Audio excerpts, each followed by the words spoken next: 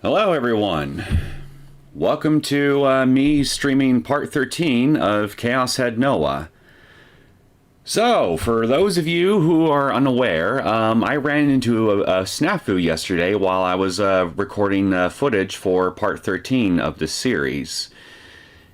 I had a gamepad hooked up into my PC that seemed to interfere with my mic settings with Shadowplay, which is software that I normally use in order to record my gameplay footage, not counting OBS, which is what I'm using for streams, like what you're seeing now.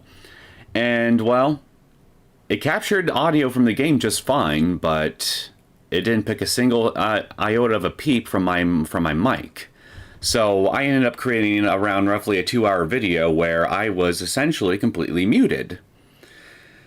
So I decided, rather than just taking the footage I already got and just trying to dub over it and create even more work for myself for the editing process, especially since I have only so much time to work on this stuff, I figured it'd be easier for me to just live stream replaying that part of the whole story, and throw in an extra hour of completely blind footage as well. So I'm aiming to make this roughly a 3-hour stream. So most of it will be me replaying stuff I've already technically seen, interacting with you guys in the meanwhile, and the remaining hour will be brand new story content that I haven't seen yet.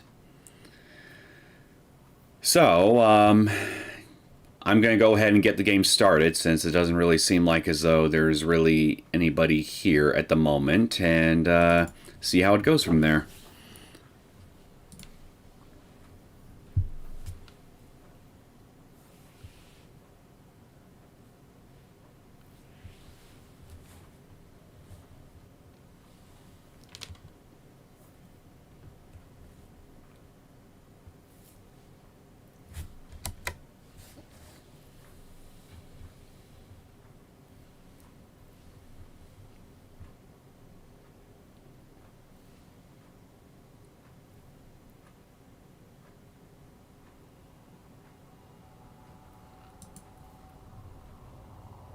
Okay, is it going to go to full screen?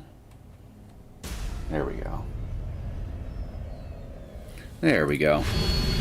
Everything looks copacetic here. So this is a save file that I'm going to be starting with here, which will be exactly where I left off at the end of part 12. There's a save file that I created here, where I created my original footage for part 13. We can all see you there. So I'm going to work my way to this point. And like I said, from there I'm going to keep playing for about another hour and get brand new story content for everybody to see, myself included. So that way we can get something a little bit extra out of this, as in just me replaying content I've technically already seen before. That being said, let's get started. Again.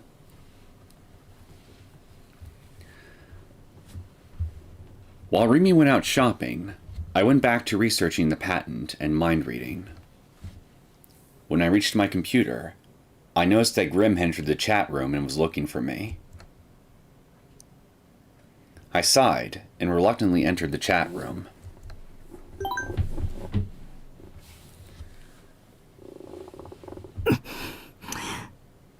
You there, Nineheart? Hello? Nineheart? Needing as usual, I see. Come on, kid, chat with me. Please? Seriously, I got new info. Nineheart-chan, dinner's ready. Look who finally decided to show up. You're too slow, Nineheart. Thanks to that, I've entered those whose eyes are those eyes mode. Now, it was at this point to where I remember speculating that this new info that Grimm had to share had something to do with New Gen. And, well, that's basically what ended up happening. My prediction ended up turning out to be correct, so let's let Grimm just fill us in on this. Damn it. The fuck was whose eyes are those eyes mode? Something he probably made up, if I had to guess. Grimm obviously just wanted to use the phrase for the hell of it. even though he knew I hated seeing that goddamn thing. I'd always freak out whenever I saw it.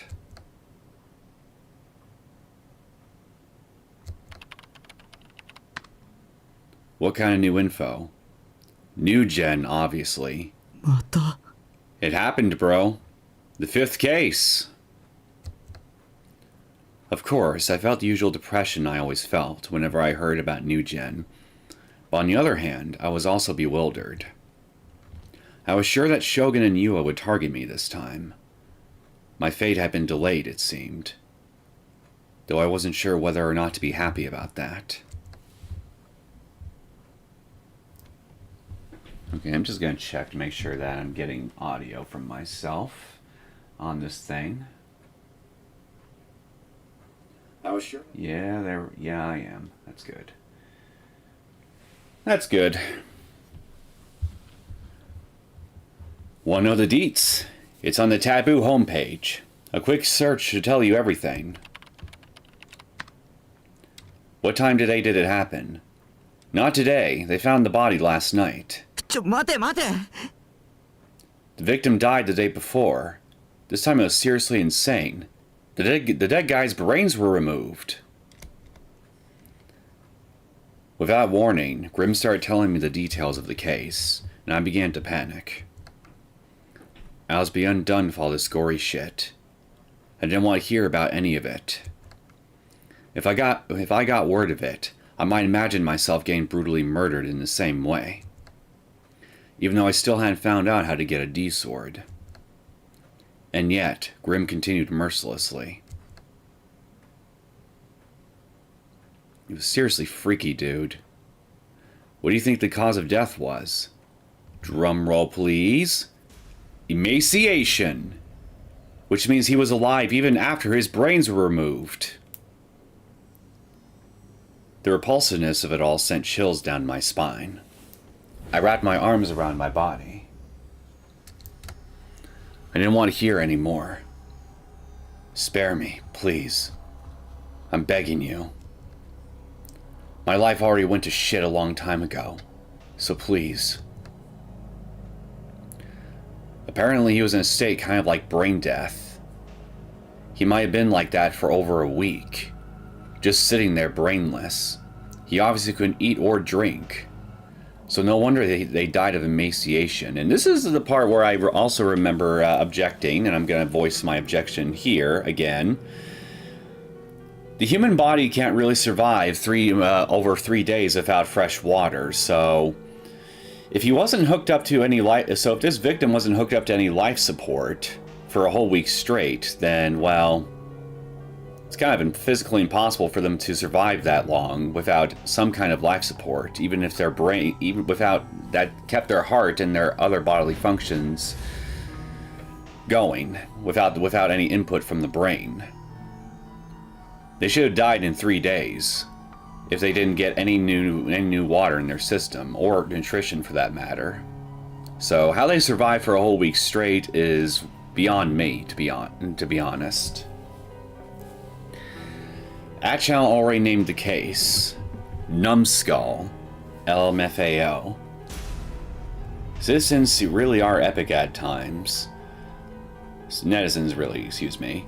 And personally, thinking about it now, I think Numbskull doesn't really... I mean, I get what they're going for with the nickname, but wouldn't Brainless or something to that effect? Or wouldn't Brain... Well, then again, I guess Numbskull has a better ring to it than something like Brainless, so maybe the netizens are actually onto something here. Okay, so this part's hilarious. Get this. The victim was a psychiatrist. A psychiatrist had their brains removed. Actual what the fuck LMAO levels of irony. And this is the part where I remember speculating the identity of this victim, and it was Dr. Takashina. Takami's doctor that he's been trying to seek help from with his strange condition before he mysteriously vanished into the ether. I might have been overthinking it, but I had to check to make certain. but I also didn't want to. After hesitating on and off for a while, I eventually went to the homepage of Taboo and opened a news article reporting on the numbskull incident.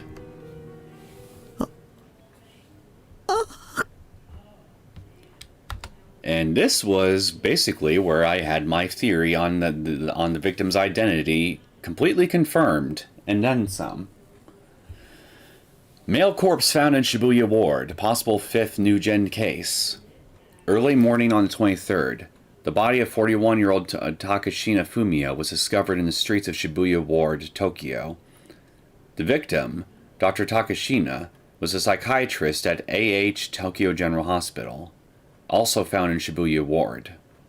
The TMPD have released the cause of death, stating that the man died via emaciation due to severe malnutrition.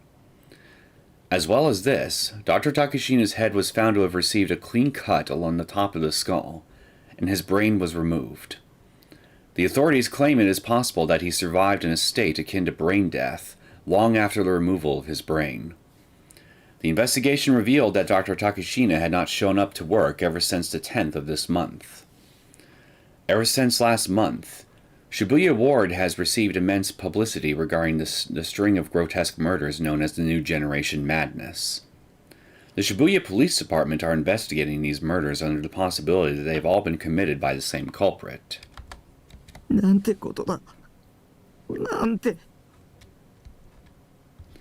victim's name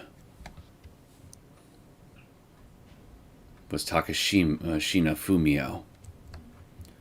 Dr. Takashina. Dr. Takashina had been killed. He was provoking me. Shogun was blatantly provoking me. To do that, he killed the only doctor I could rely on, just to set an example.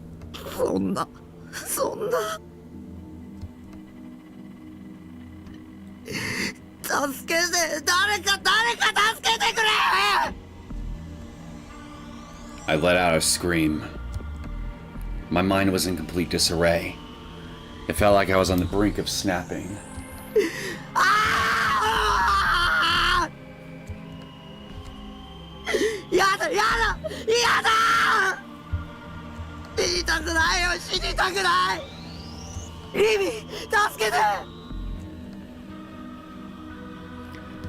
I searched for Rimi. I frantically looked around the room over and over. She wasn't there. She wasn't there. She wasn't there. Why wasn't she there? Because she just went out shopping. I lay down on the ground, clutching my head.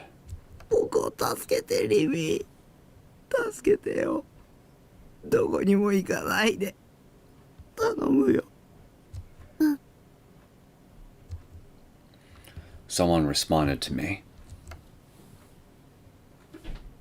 Shocked, I looked up to find Rimi standing right beside me, holding a convenience store bag. Rimi. She'd come back. Thank goodness.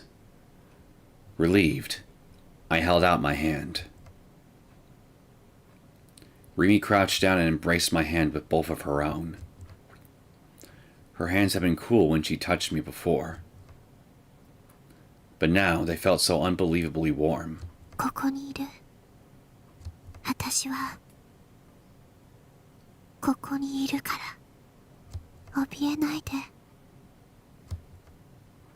Using her finger, Rimi wiped my tears away with a gentle smile. How pathetic could I be? I wasn't a man at all. Showing how terrified I was, crying and screaming, all in front of a girl. And yet, even while knowing how pathetic I was, she still said that she would stay by my side. Right now, this warmth I felt was the only thing keeping my mind from shattering.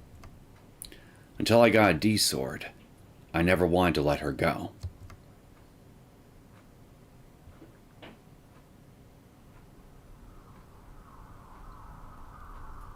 Whenever night fell, Miyashita Park always found itself engulfed in a peculiar air.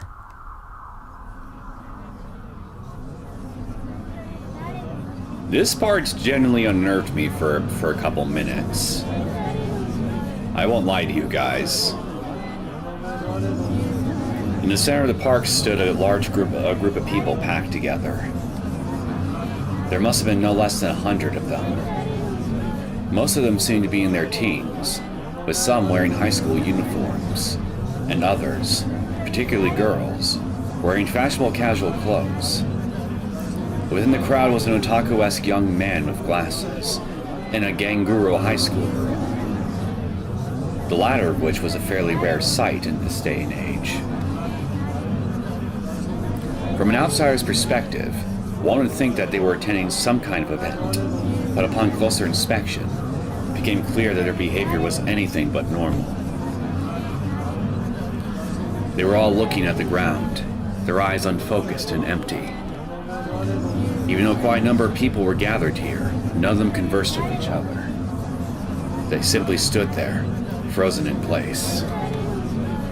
Every last one of them wore the same faint smile, all while murmuring something under their breaths. A phrase that their whole bodies and minds were dedicated to saying. Whose eyes are those eyes? That phrase seeped from the mouths of the 100 people there. Despite their smiles, the chant rose as nothing more than a flat, emotionless murmur, echoing throughout the park like a Buddhist sutra. Naturally, due to the bizarre state the people there were under, no one else was roaming Miyashita Park. A female office worker on her way home from work, and a middle-aged woman walking her dog attempted to pass through, only to find themselves terrified by the strange sight and turn back the way they came. There was only a single man who was paying close attention to that peculiar group. At first glance, it appeared that he too was part of the group, but in actuality, he was standing alone a few meters away from it. Considering his choice in clothing, the man could have blended in quite well in Akihabara. He wore a plaid shirt, deeply worn sneakers, mittens, a red bandana, and a large green rucksack. He was fairly corpulent, which made the buttons on his shirt appear as though they were about to come off. It was late into October, so while the air should have been quite cool, the man's forehead was covered in sweat. In constant war against this, the man attempted to wipe it away with a towel, but to no avail. He looked around restlessly, seemingly unable to calm down. And yet, from the way his shoulders moved, it almost appeared as if he was laughing. It was at that point where I began to suspect something was deeply suspicious about this particular guy. Ever since they had begun, accompanying the suture-like chants was a distinct mechanical sound, the origin of which was the man's rucksack. Another high schooler, this one wearing a blazer, entered the park. And spoiler alert on what her popsicle is gonna say, she lost. Again. Instead of flinching at the sight of a peculiar group, she kept her eyes locked onto them as she steadily approached. The way she walked, her long black hair fluttering in the wind, gave off an aura of pure confidence and gallantry. In somewhat of a contrast to this, the girl carried a half-eaten popsicle in her hand. The group paid her no mind. They were completely absorbed in their own world, continuing to repeat the same phrase over and over again. But being ignored did not faze her either. She did not even raise an eyebrow. Then, as she was drawing closer to the group, she suddenly stopped. She nibbled at the popsicle while remaining thoroughly composed. I don't know where I got without. As she chewed, the distinct sound of crunching escaped her mouth. Once she finished eating, the girl looked at the stick left behind by the treat, clicked her tongue, and tossed it away at her feet. Litterbug. Her eyes sharp as ever, her gaze slowly moved over the faces of each individual in the group. The man with the rucksack shouted at her, the girl now clearly beyond the limit of what he could ignore. Naturally, the girl, Aoi Sena, was well aware that the man had been watching her since she had arrived. With a mocking snort, she abruptly crossed her hands over each other, then straightened her arms out in front of her.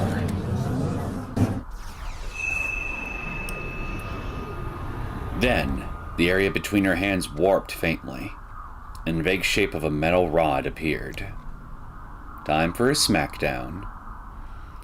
It looked similar to a hoe or a shovel, but the shape matched neither of those descriptions. It was a razor-sharp sword, with a bifurcated blade. After a moment, it took on a definite shape, and Sena grasped it with both hands. However, it did not end there. Mohammed Sofian Noor, welcome to the stream. However, it did not end there. Actually, why don't I just give you a quick... Yeah, so what this stream is, in case you might have missed the community notes, I'll just probably say this only once more, unless someone else shows up and asks about it. A technical snafu happened when I was recording my original footage of this part of the Let's Play, and it resulted in my mic not picking up any audio from me, even though my Shadowplay software picked up the gameplay footage just fine. So I decided, rather than just trying to dub over it on top of doing my usual editing work, it'd be much easier for myself to just live stream this part of the story that I've already covered, replay it, and then as an extra, throw in an additional hour of new story content I haven't seen. So that way we can all experience a little bit something new and extra going towards the tail end of the stream. So that way this whole thing doesn't just end up being a complete repeat of content that I've technically already seen before. That being said, I'm going to go ahead and continue. However, it did not end there. Immediately after, a blue light illuminated both sides of the sword Sena was holding, as well as the air directly to the right of her where it was pointed. Just as before, metal pieces appeared from that glowing blue space. As they took shape, they noisily fused with the long blade that had appeared before them.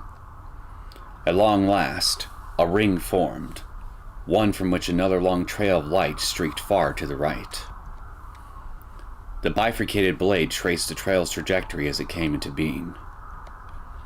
Though one might have originally thought it to be a hoe or a shovel, it was now clear that it had transformed into a gigantic sword. Sharp, yet elegant.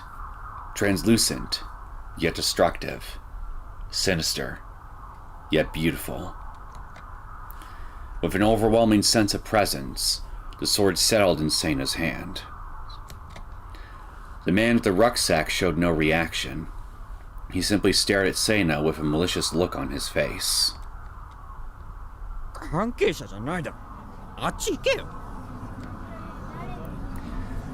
With a voice quite high-pitched for a man, he had ordered Sena to leave, accompanying it with a violent gesture.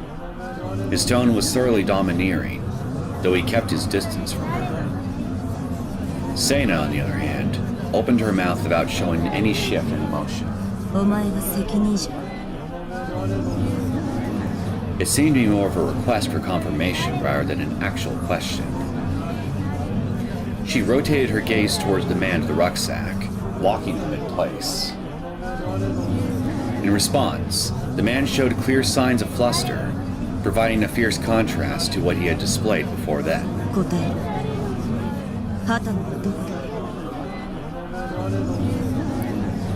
The man, too paralyzed by fear, was unable to act nor answer her question. The group of people muttering whose eyes are those eyes paid no attention to the exchange between the two. Rather, their eyes did not even register it. Seina's gaze met with the man's. The first to avert her eyes, their eyes, was him. That's the thing. That this Hatano, who's to say that this Hatano is referring to a person? It could be a name for a location or an item or what have you.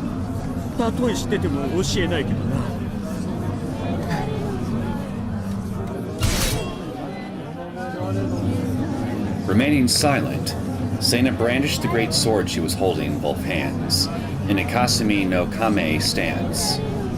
She then lowered her hips, and then she cast her upper body forward.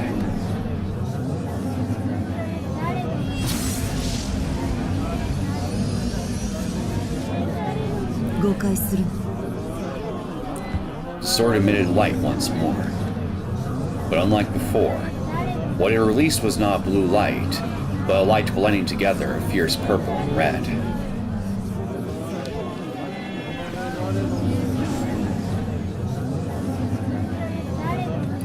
Suddenly, a high-pitched screech resembling a woman's scream resounded. The atmosphere between her and the man was warped with anger. But not in the metaphorical manner. It was entirely physical. The very air itself vibrated, converging toward the sword Seina was holding. The red glow of the sword became inconceivably intense, to the point of dazzlement. Seina took a small breath and gritted her teeth.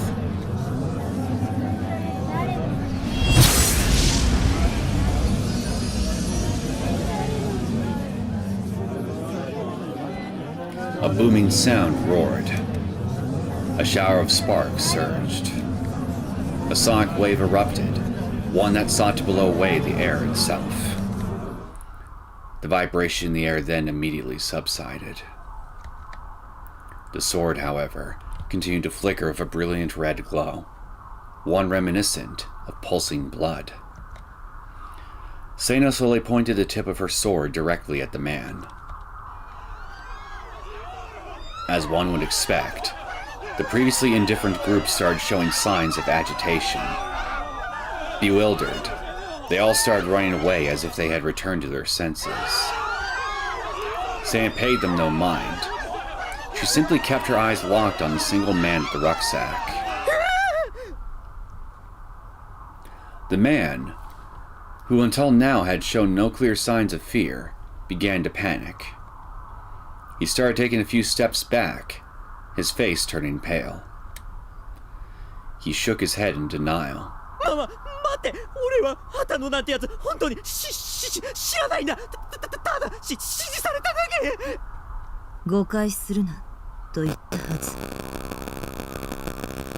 Seina did not even remotely entertain the man's supplications.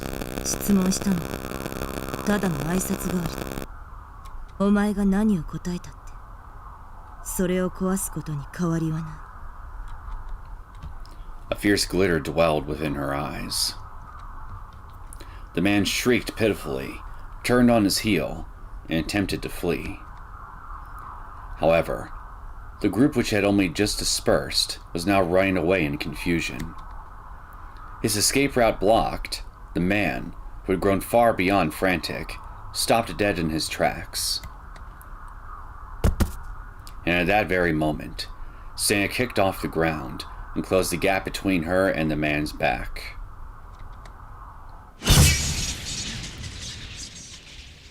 At first I assumed that she slashed him, but no.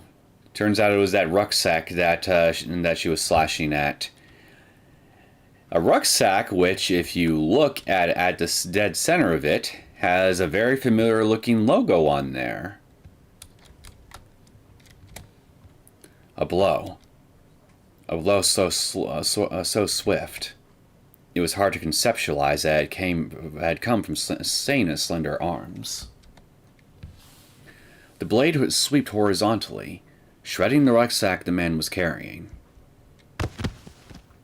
The impact blew the man away, He collapsed to the ground and curled into a ball, covering his head with his hands. Having lost the will to flee, all the man could do was tremble. His groin was now sodden, the man having become incontinent out of fear. Sena walked over to the man and, without paying him any mind, gazed down at the contents of the destroyed rucksack. Hopefully you didn't step in his piss puddle. A collection of small sparks spurted out from within, emitting a crackling sound. There was a device inside. Its shape might have originally called to mind a device one size larger than a modem, but after getting demolished by Sena's D-sword, it was now in pieces. It could not be of any use anymore.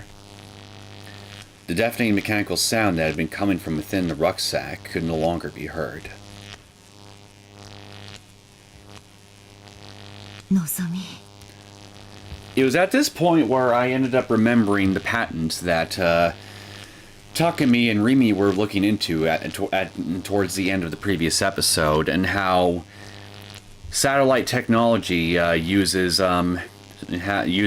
communication towers as an intermediate medium for the through the brainwashing technology that they were researching within the patent itself. And I speculated that what this device we're looking at here might actually be a portable receiver or antenna of sorts to help transmit the signal that was clearly affecting the crowd in some way before Sena showed up and used her D-sword to interfere with said signal. I have no proof of this, unfortunately, as of this time. It's pure speculation on my part, but given how this whole scene played out, and this device itself being within, and this device itself and the Nozomi logo being attached to it, and what we just read within the patent a short while ago within the story, for me it was just a matter of putting two and two together and making an educated guess that this is probably what we're looking at right here, is some of the technology mentioned within that patent being used in action, but in a more portable form. Muttering to no one in particular, Sena's voice oozed with hatred. And clearly, Sena is also familiar with Nozomi, going by her hateful reaction. So I'm definitely curious to know what her connection to Nozomi itself is. As fall moved forward, it had been gradually getting colder outside. The fact that I'd been able to go out in a short-sleeved shirt only a few days ago felt unreal. The color of the sky was also somewhat dull. Its previously bright tints seemed to be fading. If you went to a park, you'd be able to see the vibrant autumn leaves sprouting from the trees. Maybe they were sucking the color from the sky. Or maybe it's just you. You're a walking black hole of color for the world, Takumi. Your very presence just drains all the color, all the happiness, all the joy from everywhere around you within 100 square miles.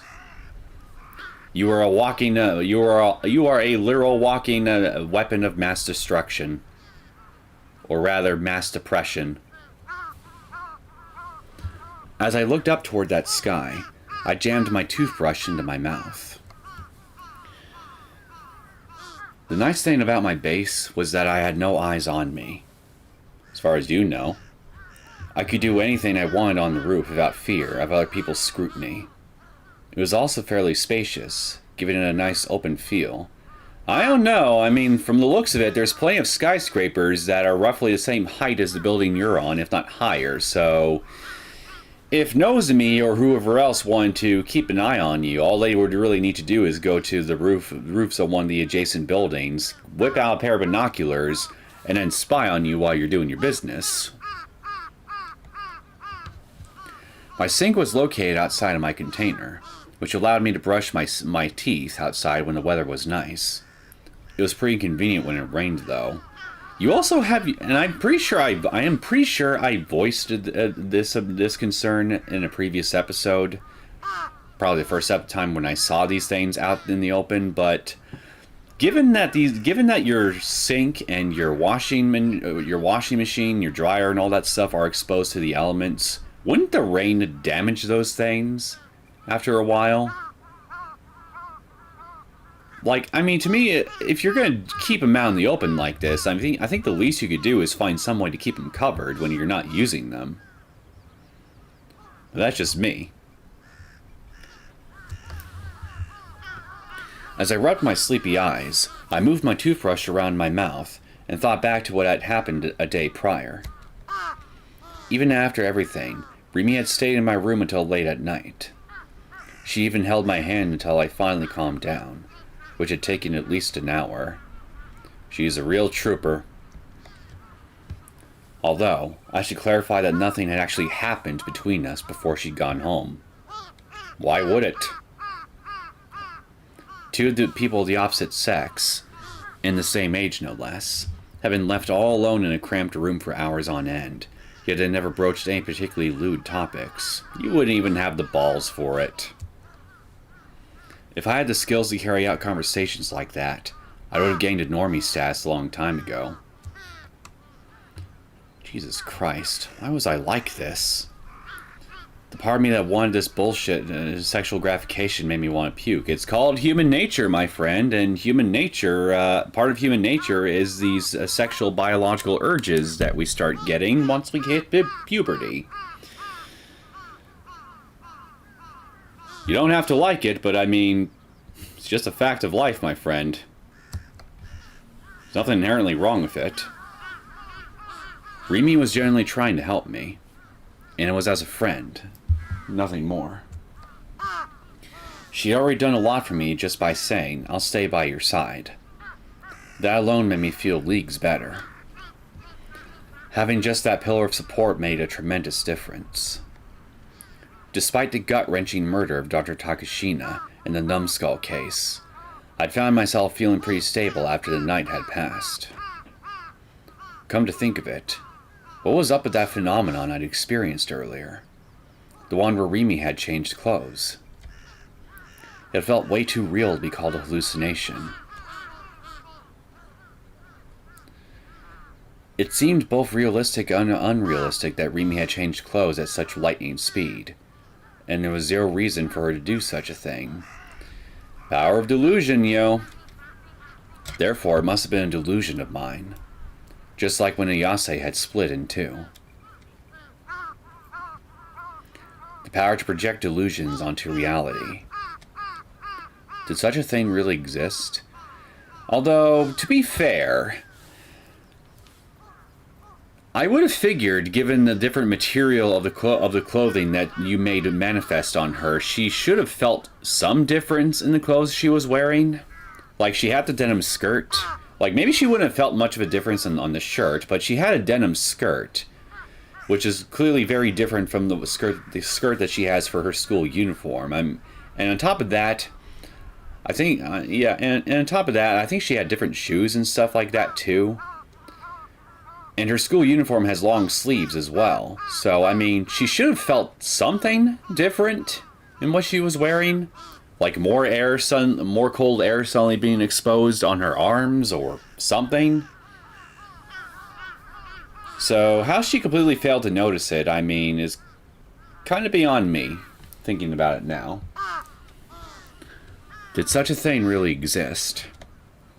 Was I being targeted by Shogun because I had the power to do so? You're being targeted by somebody, alright. If I did have that power, a childhood memory resurfaced. It was the day I hadn't been able to go on the field trip. The day where I'd been the only one involved in a certain accident. The bus had crashed, and several of my classmates were injured. And Mr. Saito, my teacher, died. I remembered images of those things appearing vividly in my mind back then. I'd seen them, clear as day. Had it really been just foreknowledge?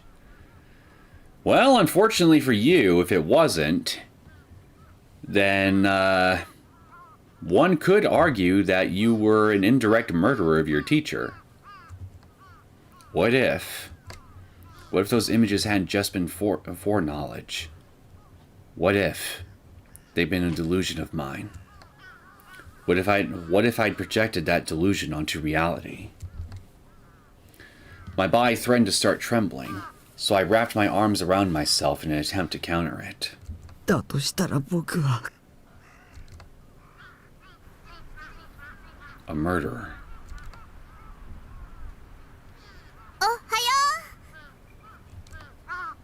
Hello again, Remy? Remy was standing there. Despite how early in the morning it was, she was just as cheerful and energetic as ever. The moment I saw her smile, the trembling I'd been unable to fight suddenly ceased. That was odd. I used to get extremely uncomfortable whenever 3D girls were around me, but for some reason, I felt at ease now that Remy was here. 迎えに来たよ。なんでポッカーンってしてるの？ I would seriously love it if he did catch flies. I need a good laugh. Oh, I understand now. According to the minimum attendance chart, I had to go to school today. I probably told Remy that yesterday. 迎えに来てあげるって言ったよね。 Yeah, it had to be that. Because of Shogun, I've been too afraid to go out on my own. And now's when Remy told me I'll stay by your side. She was keeping that promise. まさか本当に来るとは思わなかったとか？ビシッ。残念でした。こう見えても私、尽くすタイプなんだ。 Remy winked mischievously at me.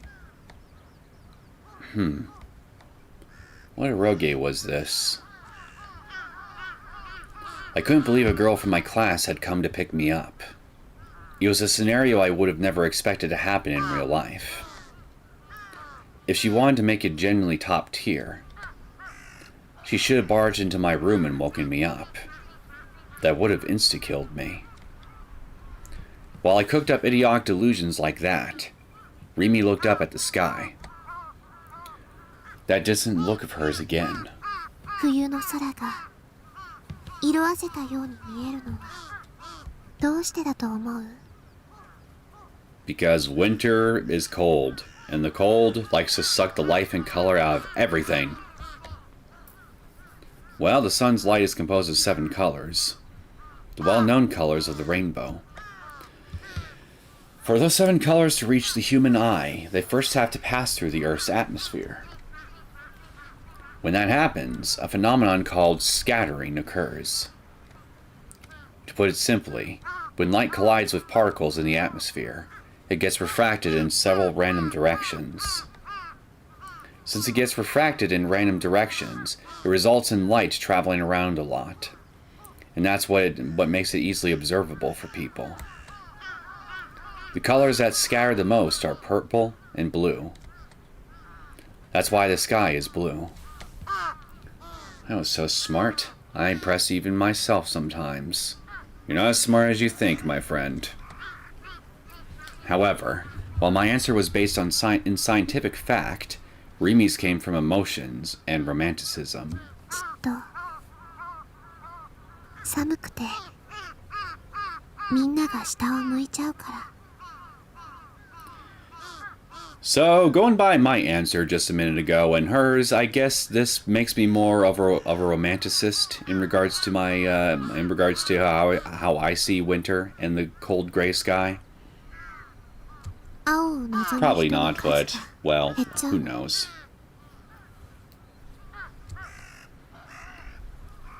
I felt like Remy had already said something like that before. But when exactly? だから寒くても上を向いて歩こ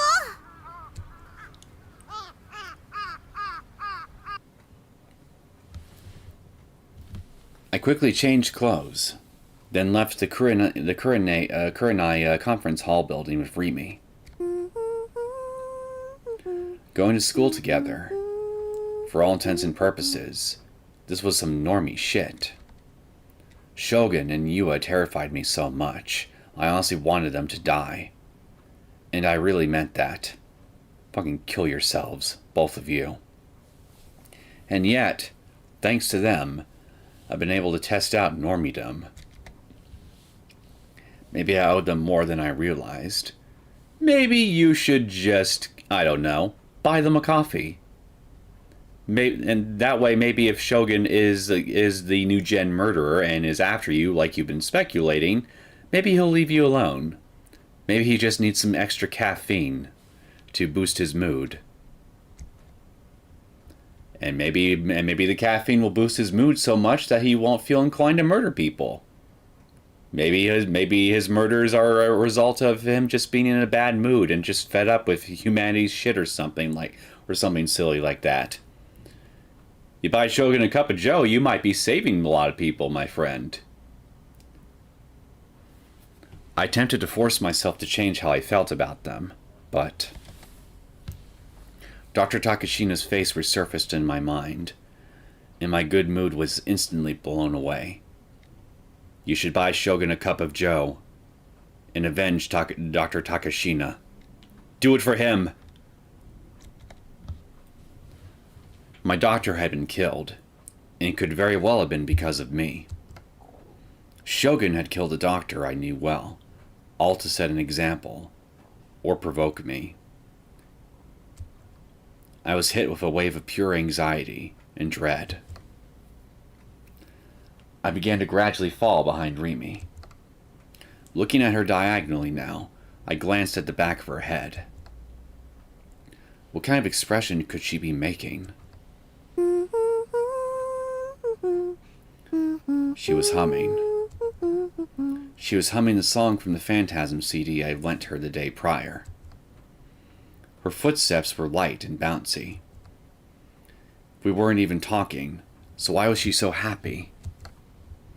Seeing her like that, it helped alleviate my anxiety, if only for a little bit. But it was probably time to be honest with myself. Why was Rimi being so nice to me? Maybe the reason lay within the memories I had with her. Memories that were lost to me.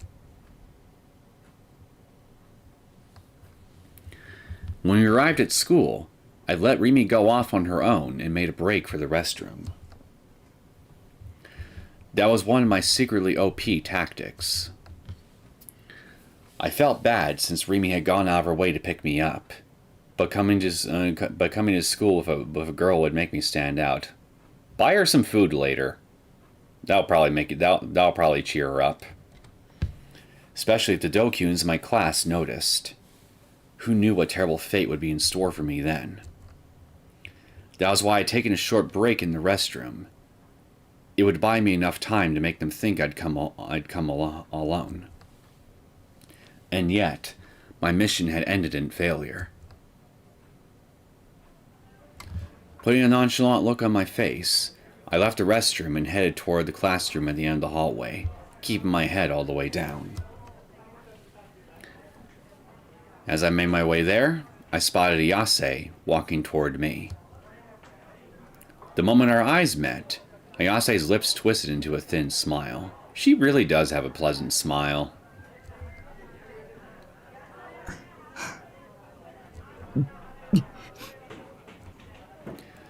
Ayase was a celebrity.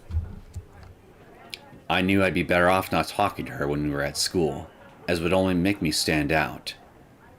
Unfortunately, Ayase was on the same page that I was, which she showed by choosing to stop directly in front of me. I had no choice but to follow suit. The noble celebrity demands your attention, peasant. 匠、あれから警察はどう? I nearly screamed, but I managed to cover my mouth with my hand. Why would you bring that up in public? I looked around in a panic. The situation was already really bad. Surprisingly, Ayase was the center of attention. It was rare for her to come to school at all, and she was Phantasm's vocalist, and she was a beautiful androgynous woman. The last thing was pretty much a universal opinion. I mean, both guys and girls alike were immensely interested in Neose. And they all knew there was no way she'd be talking to an otaku freak like me under normal circumstances. I don't know, man. I look at her and I don't really see androgynous. I see feminine. The gazes surrounding me were painful. I wanted to run away. 剣を探して。君はそうしなくちゃいけないのよ。She always said the same thing every time we met. Ayase may have been on my side, but I was tired of her repeating the same bullshit over and over again like a broken record. Repetition is sometimes what's needed most in order to help people the most. Whether it be learning something, remembering something, or spurring them on to do something. I want to get just as much as you want me to. I just don't know how. ヒントが欲しい。君はどうやってあれを手に入れた？いつの間にかそこにあった。And there it was. Was she ever going to stop dodging the goddamn question? She's not dodging, though. At least I don't think so. 気づかなかったわ、最初は。でも、ちょっとだけ見方を変えたら、分かった。もしかしたら、匠にももう見えているのかも。見ていいだけで。And she lost me. And this is where where a very interesting thought popped up in my head originally in my original recording of this part of the story, and I speculated, and well, here's this little theory that I came up with at this point. I remembered the shape of Ayase's sword and Seina's sword, and even Rimi's sword in the opening cinematic of the game, and I remember them all taking different shapes. So at this point, I began thinking, do these D swords strictly have to take the form of swords or bladed objects per se? What if they could take some different form altogether based on the wielder and the form that they want the form that the wielder wants the sword to take the shape of? What if it could be in the shape of a gun, or a rod, or even maybe even a humanoid form like a person? Because after all, in the case of Rimi, she literally showed up out of nowhere one day when we were going down that hallway. Not that hallway, that alleyway, excuse me. And from that point on, she seamlessly inserted herself into our lives and just acted like as though she's always been there when she clearly hasn't been. The only problem with this theory, though, as I also ended up realizing shortly after here, is that based on what Seina herself has told us, only people who have the same power as Takumi, Ayase, and Seina can actually perceive D swords. So, if Rimi was a humanoid D sword, it begs the question on how anybody else except for Takumi would be able to perceive her. Like Misumi, for example. As far as I'm aware, he doesn't have any special powers whatsoever. So how would he be able to perceive her? Furthermore, how does that explain Misumi's memories being affected the way they were in order to accommodate Rimi, yet Takumi's weren't? So, even though I'm willing to entertain the idea that maybe Takumi's D sword may have already manifested, and we just haven't realized it already has, and it's been staring us right in the face this whole time. It more than likely, at least at this point, based on what information I have, probably isn't in the shape of another human being, like Rimi. Because if it's Rimi, then, well, like I just mentioned, there are a couple key points that kind of shoot holes in that theory, keeping it from holding any water, at least in my mind. So I'm either missing some key information that could help support that theory, or that theory could be simply incorrect, and I'm just thinking too deeply into it. In the case of Rimi. Now, with all that being said, let's get right back into it. Conversing with Ayase always wore me out. Spare me the Zen koans, please. ケンはちゃんと探してるよ。僕だって絶対手に入れたいから。Unable to bear the piercing gazes for even a second longer, I gave Ayase a short sigh of exasperation, then slipped past her into the classroom. After all that, I became even more depressed. Some of the guys, Misumiku included, were staring at me in astonishment. Shit. They'd see me talking to Ayase, and now, Mr. Popular, you're gonna get even more popular, whether you want to or not. Enjoy your growing celebrity status, I guess. I was in deep shit now. Who knew what they were gonna say to me? How dare you speak to our famous goth pop star? And yes, I know she's not pop star. She doesn't do pop music. I'm just talking. Don't mind me. I'm just being my usual idiotic self. I could deal with it if they just made fun of me a bit, but I was worried that they'd go one step further and pick an actual fight with me, just because I dared to talk to Ayase. I really didn't need a demo of high school gang activity.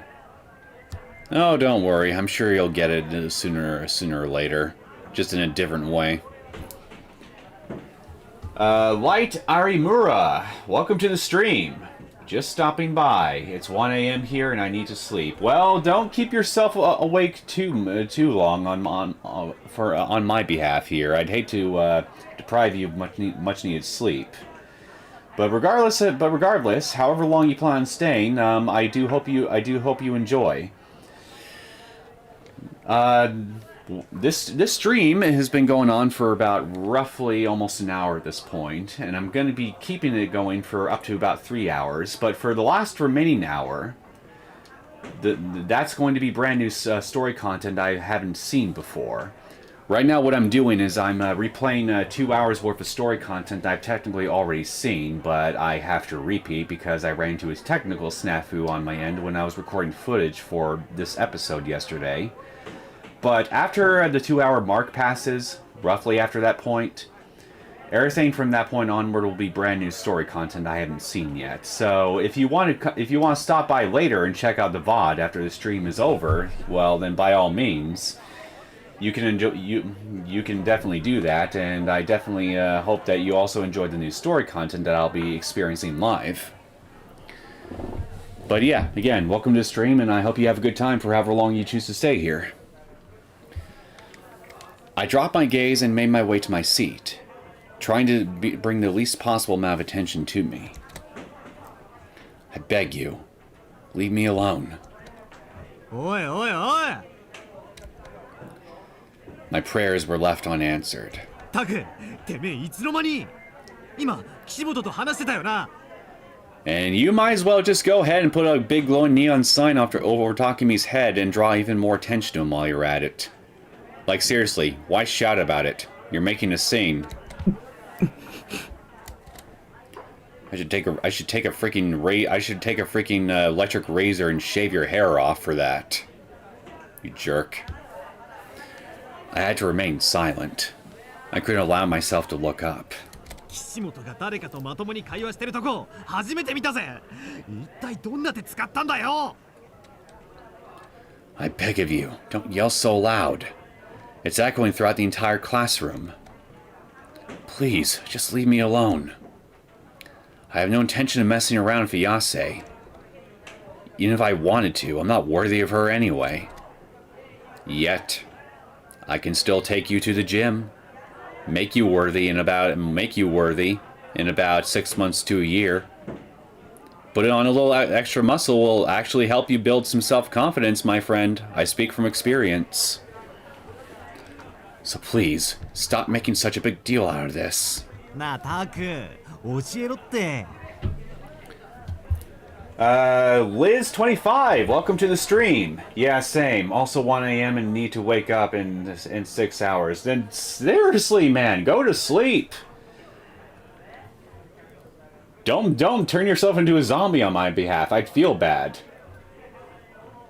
Nevertheless, I'm happy to see you, and I hope that however long you do choose to stay, regardless, I hope you enjoy yourself. Daichi! Right then, Rimi interrupted him. 落ち着け。タクが困ってるでしょ。悪い悪い。Misumi-kun lowered his voice and clapped me tightly on the back. With my head still hanging low, I let out a small sigh. Rimi had come to save me yet again. My hero! で、実際のところどうやったんだ？ I got into a police chase. That's how I did it. I didn't know what I'd expected. This was a dude who only thought with the wrong head, after all. Like you do, half the time. もう、大臣ってほんと節操ないよね。そのうち彼女さんに刺されるんじゃない？ Which 俺こう見えても各種ケアは欠かさねえから。Rimi, you say girlfriend, but you forgot to put an S at the end because this is Misumi we're talking about here. Knowing him, he's likely got more than one right now.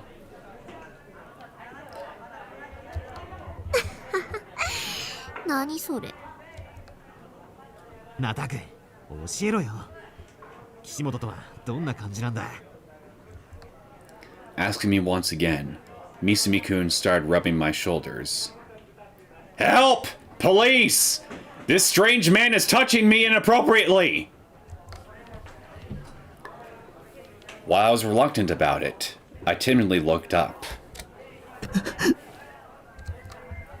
About half the guys in the classroom were taking quick glances at me and whispering to each other.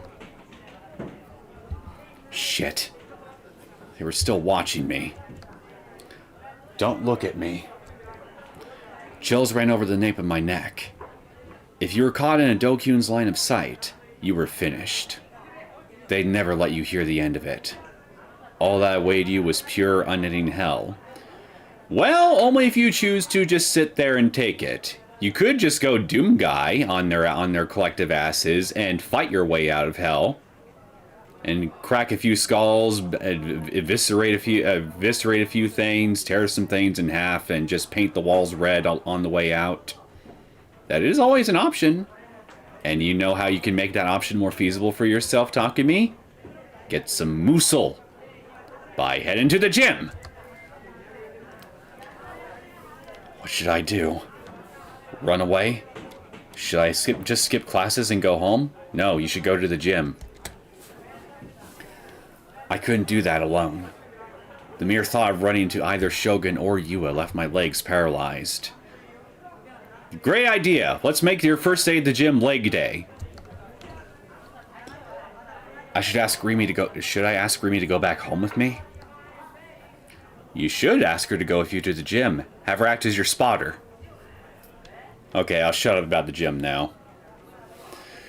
She said before that she kept her promises, which meant she'd stay by my side at all times. So if she really had been telling the truth, surely she'd skip class with me. Regardless, I need to get out of the classroom as soon as possible. Thud. Suddenly, a really loud sound came from the entrance. And I remember guessing the identity of the thudder as the transfer student whose name I always keep forgetting. But fortunately this time, I remember it. It's Orihara. It's like I was saying earlier. Sometimes repetition is what's needed in order to help us learn, spur us forward, or in my sorry butt's case, remember things. So I just simply need Orihara to repeat her name to me about 50 times, and at that point I'll probably remember it. Anyway, I only wanted to say that I love your theories. Good night. Well, I'm glad that you enjoy them. I'm having fun making them and seeing whether or not I'm onto anything as I go along throughout the story.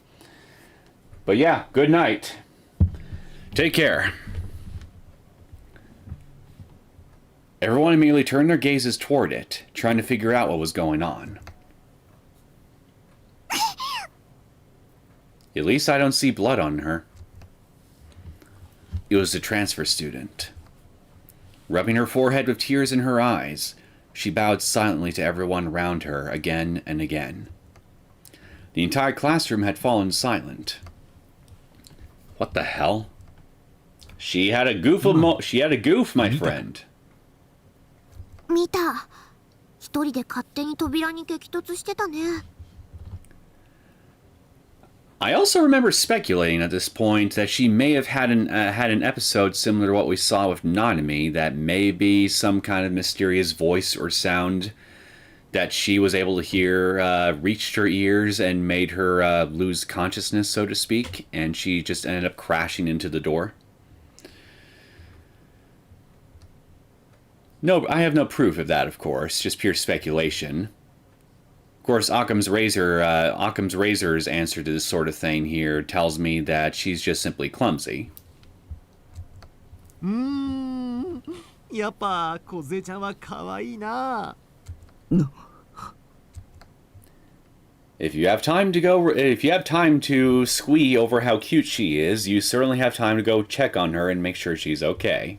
Which, fortunately, Rimi is about to go do and beat you to the punch. If the clumsy girl archetype actually existed IRL, she certainly fit the bill. Well, for you, Takemi, this is IRL. Orihara exists for certain. So, therefore, clumsy girl archetype exists IRL.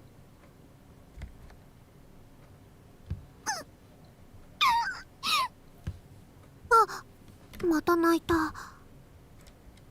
大丈夫かな？すごい音してたけど。She's weepy. I vote no, as in she's not okay. With worry in her voice, Rimi ran up to the transfer student before anyone else could. She just couldn't help herself from getting involved. What a meddler. Unlike you, you jerk. But I guess he was just that kind. Unlike you, you jerk. リミに先越された。 You wimpy 待て待て。 jerk. 梢ちゃんを解放するのは俺だ。 You wimpy jerk. You probably couldn't even lift a 5-pound dumbbell if you tried. That's how wimpy you are. Making his intentions clear, aka telling Rimi to back off, Misumi-kun ran over to the transfer student, albeit a bit late.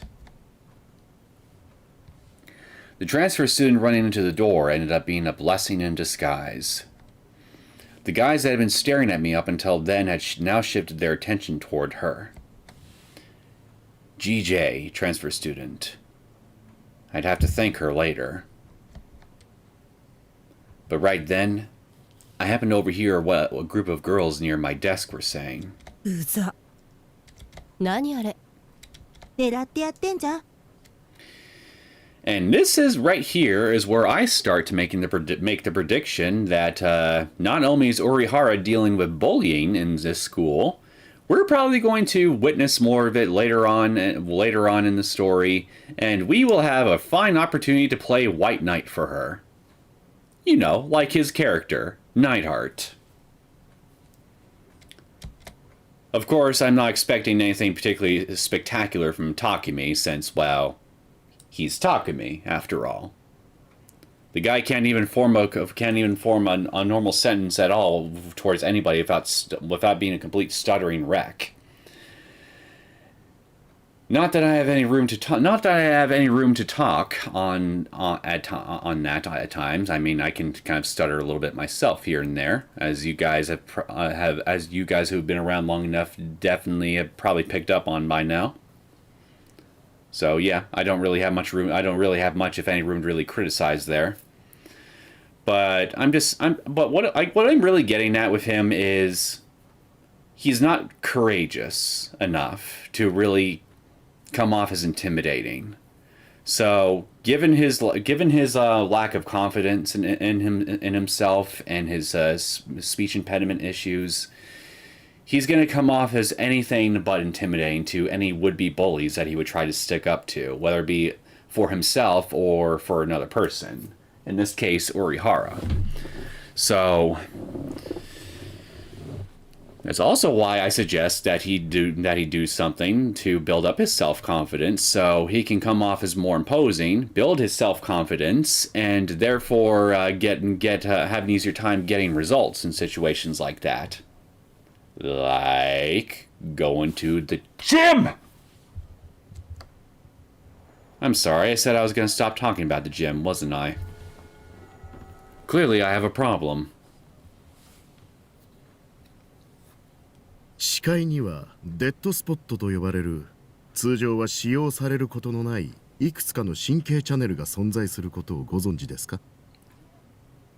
それが第二世代と何か関係があるのかね？そういうことになります。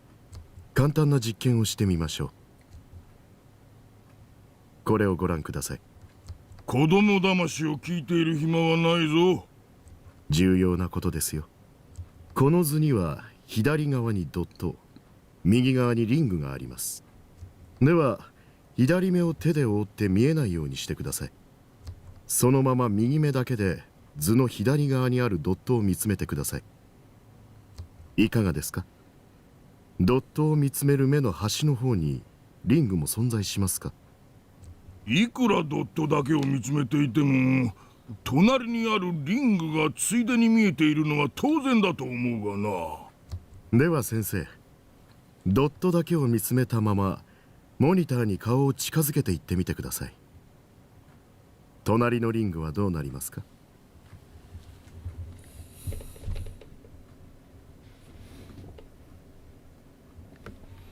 ほう、これは。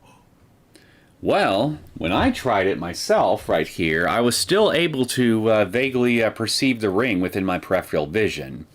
Even though it went further along the edges of said peripheral vision, I was still able to see it, even as I had my face pretty much almost touching my monitor.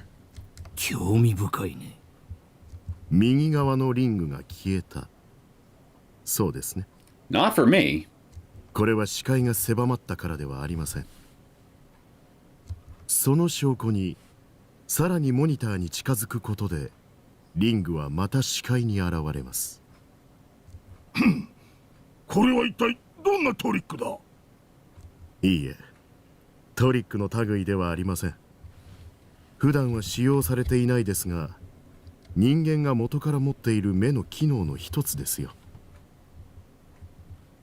これはデッドスポットと呼ばれ、ノアによって人間の視界の中に無から有を作り出す際に使用するチャネルなのです。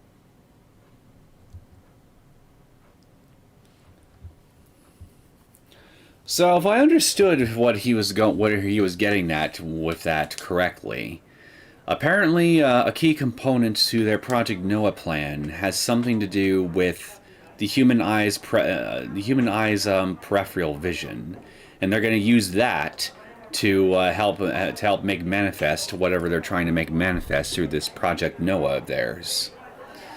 Likely having something to do with this power of God that Ayase told us about, in reference to the power of our delusions being able to manifest themselves in reality, particularly here in Shibuya. How exactly peripheral vision plays a role in this, I couldn't really tell you. So I guess we're going to have to have that explained to us much later on in the story, because I don't think we're going to get an answer to this quite soon. Call it a gut feeling. After class is finished, I found myself standing still at the school entrance. Twilight was beginning to encroach upon the sky, and a few crows were flying across it, flapping their wings without so much as a caw. That's definitely weird, the crows being silent. Yet they flap and flap and flap. Something is definitely wrong here. They're plotting something. Those flocking bastards. I was waiting for Remy. It was her turn to clean the classroom, so she was taking longer than usual. We had promised to go home together today, but I was sure we would. So waiting for that to happen, I've been standing there for over 15 minutes. I had no idea how the day would go this morning, but I managed to make it through with a fairly little trouble. Misumi-kun was so desperate to talk with the transfer student that he dropped the subject about me and Ayase entirely. I owed it all to the transfer student, really. And this delusion trigger in particular right here, I remember selecting the red, so I'm going to keep consistent with the choice I made before, even though I am damn curious to know what the green option is. Which I'm pretty sure I'll get to see in a future replay when I'm likely going to have to replay certain segments of this game. Speak of the devil, there she was, passing right next to me. With a face that looked like she was about to cry, she bowed her head to me. Despite how uncomfortable I felt, I managed to nod back. I watched as she attempted to leave through the school gate, tripping over herself along the way. Once again, I thought about how small she was. She'd fit the lolly archetype to a T, and on top of that, she was a clumsy girl too. I didn't know her very well, but her perfect blend of personalities made me want to shout from the rooftops. She was loaded with moe traits. Which kind of begs the question of why you aren't so eager to go help her out when she's having her moe moments. You jerk. And yet, she didn't seem very popular with the other girls. What people valued in others really did differ between 2D and 3D, huh? Unfortunately, a lot of people tend to view other people through a utilitarian perspective, as in, how can they utilize you? Whether it be as a coworker, at a job, an acquaintance, or an employee at an office, a place that you're shopping at here. Most people's interactions with each other is transactional in nature in some way, even if money isn't actually involved. You interact with people in certain ways and hoping to get some kind of result out of it. Okay, maybe that's not the best way to put it, thinking about it now. Maybe there's a better analogy I could use here, but I can't really think of a better one right now, so ignore me. I'm just probably talking nonsense right now.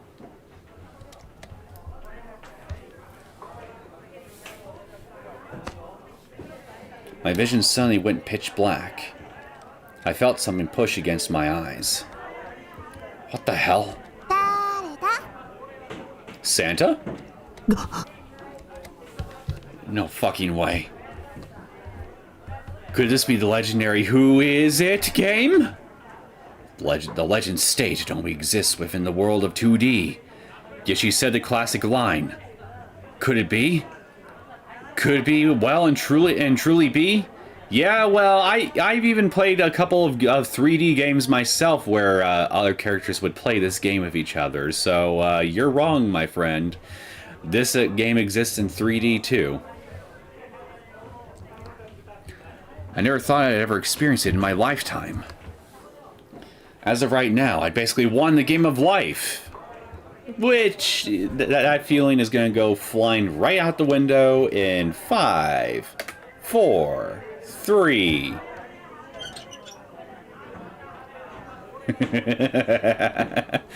Of course, I immediately knew the answer.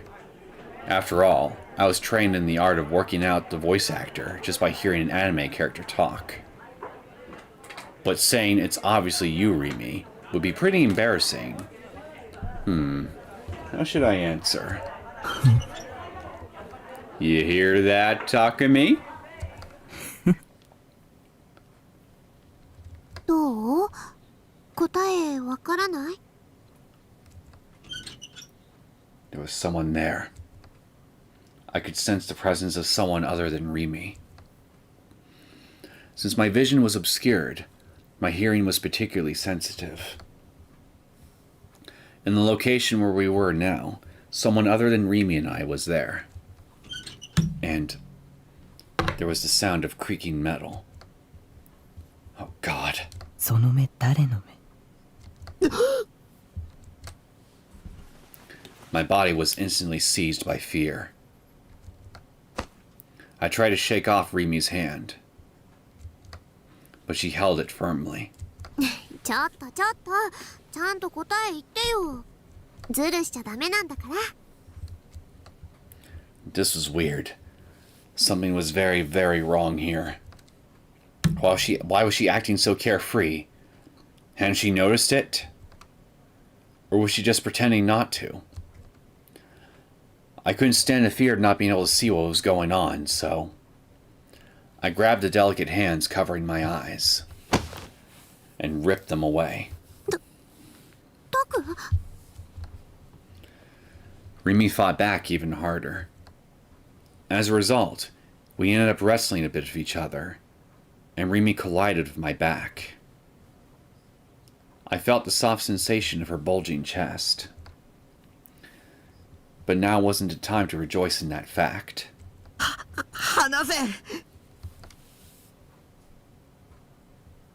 I somehow managed to shove Rimi's hand aside and jump away. I then turned back toward her. どこだ？将軍はどこに？ The only thing I saw was Rimi, standing there with a bewildered look. I looked around the area, trying to find a wheelchair. But there was nothing. Absolutely nothing. It's just like the Matrix, there is no spoon. Or in this case, there is no wheelchair. いない。そんな。 I couldn't see him anywhere. Not in the large sport courts, and not by the entrance. There wasn't a single sign of an old man riding in a wheelchair. タク、ごめん。びっくりさせちゃった。 Have you tried looking at the ceiling? Maybe he's crawling around up there like Spider-Man, wheelchair included. Rimi looked very apologetic. It didn't seem like an act either. 今いなかった。何が？車椅子の老人が。 Rimi tilted her head. いないよ。私は見てない。その人と一緒だったの？違う。そうじゃなくて。そうじゃなくて。 I became less and less confident in my assumption, even though I was so sure I'd heard those things. The sound of a wheelchair creaking, Shogun's chuckle. It was like he was mocking me. And whose eyes are those eyes? Had I hallucinated it? Was I really that anxious? That was probably it. It was probably nothing more than that. 大丈夫だよ。 Rimi smiled at me Except, it felt forced this time. 私が一緒に帰ってあげるから、怖がらないで。ね。Relief flooded into me from her words. Then, guided along by Rimi, we headed toward the school gate.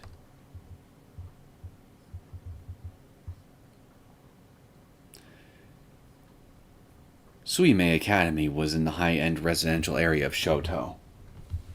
Every house was huge, and the whole area just oozed with an air of success and affluency. Despite this being Shibuya, and still daytime at that, there were hardly any people around. It gave the area this forlorn, lonesome air. タクって意外とモテるよね。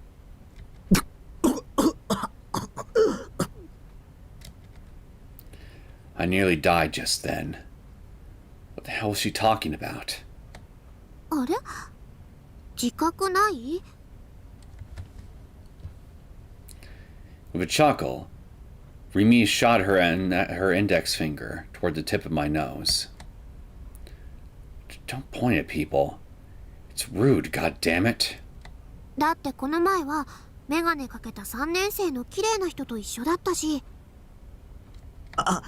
あれは。うん、昨日聞いた。タクに意地悪する人だよね。If you knew that, then why are you... で、今日はあのフェスと話してた。あと折原さん、転校してきた朝に真っ先にタクに声をかけてたよね。さらに今こうして私と一緒に帰ってる。You're moving on up in the world, Takumi. Or should I now call you Mr. Popular? ほら、モテモテだ。Actually, I had been thinking about that recently. Has my life as a normie begun? Not even close. Are my popular times finally here? Actually, if anything, going by all the women you're starting to attract, I would argue that you're a weirdness magnet. Stuff like that. Something that would have been absolutely unthinkable for me a month ago. Back then, I never had a chance to even talk to 3D girls, excluding Nanami. I always boasted about not being into 3D girls, but that was just to make myself look cool and indifferent. So Rimi was definitely onto something. Why had my encounters with girls increased with such frequency lately? It all kicked off after that chat with Shogun. No, I'd say it started occurring even before then. A scary thought suddenly crossed my mind. What if every single event in this past month had all been a delusion? What if I'd just been having a really, really long dream? Considering how insane everything was, I didn't think I'd be all that surprised if everything went right back to normal tomorrow. Or maybe the person controlling me had swapped out with someone else? Maybe the previous one was just happy to just watch me go through the motions, but the new one preferred to interact with other characters. Or something like that. Either way, the past month didn't feel entirely real to me.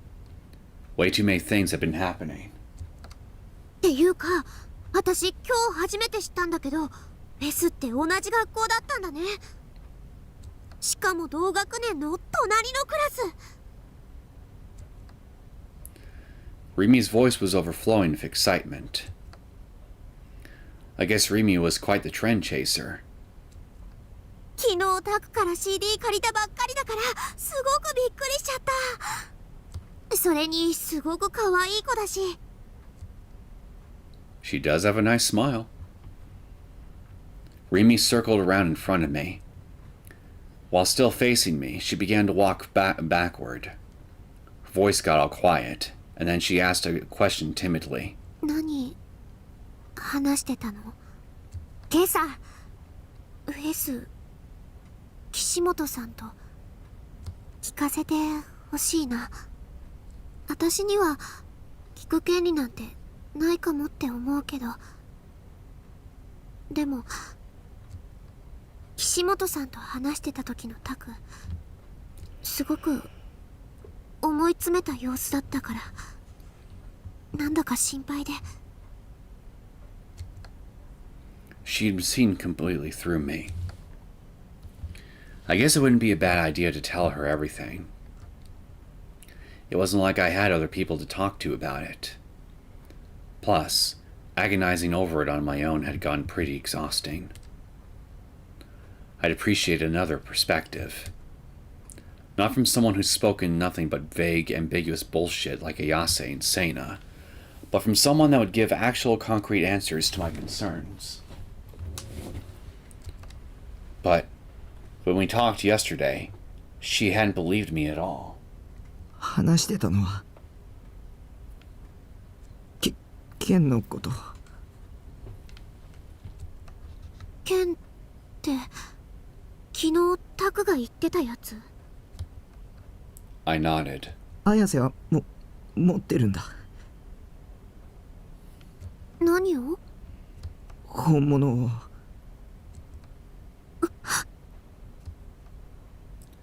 I wasn't completely sure, but I thought I heard Rimi taking a large breath. Her reaction here is very interesting, especially as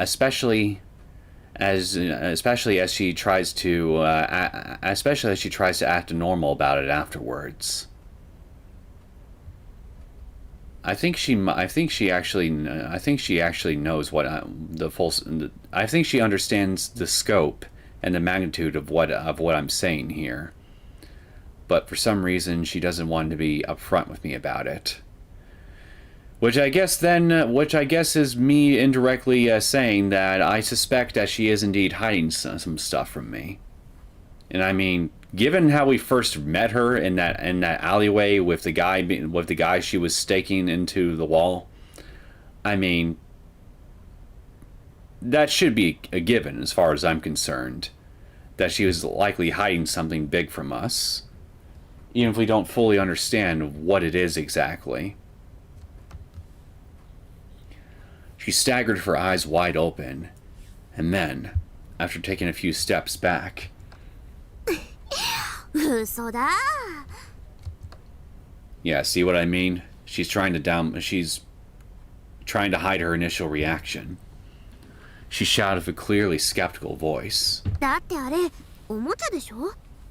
だから僕のはおもちゃだけど、彼女のは本物で。In fact, thinking about it now, when Takemi was trying to manifest his own back in an episode or two ago when Rimi was visiting him, and she stopped him from doing so, the timing of her interruption and how she played the whole thing off afterward felt kind of forced to me. So yeah, I think she definitely knows more than she's letting on. ライブ行けば見られ。I quickly realized what I was saying and cut myself off. Would she even be able to see it? I mean, Ayase had mentioned that only people with powers could see D-swords. ライブに行けばその本物の剣を見られるの？じゃあ今度行ってみようかな。ファンタズムのライブそのものも見たいし。あ、タク一緒に行く？見られないかも。限られた人にしか見えないらしいんだ。あ、そうなんだ。裸の王様みたいなものかな。じゃあ私バカだから見えないかもなんてね。Actually, that was a good point. Come to think of it, I didn't know anything about what exactly a real D-sword was, nor how it worked. I'd just been accepting everything Ayase said without question. そんな剣本当にあるのかな。やっぱり私信じられないよ。It does and it doesn't. Technically it does, but that's only if you have the power to make it real.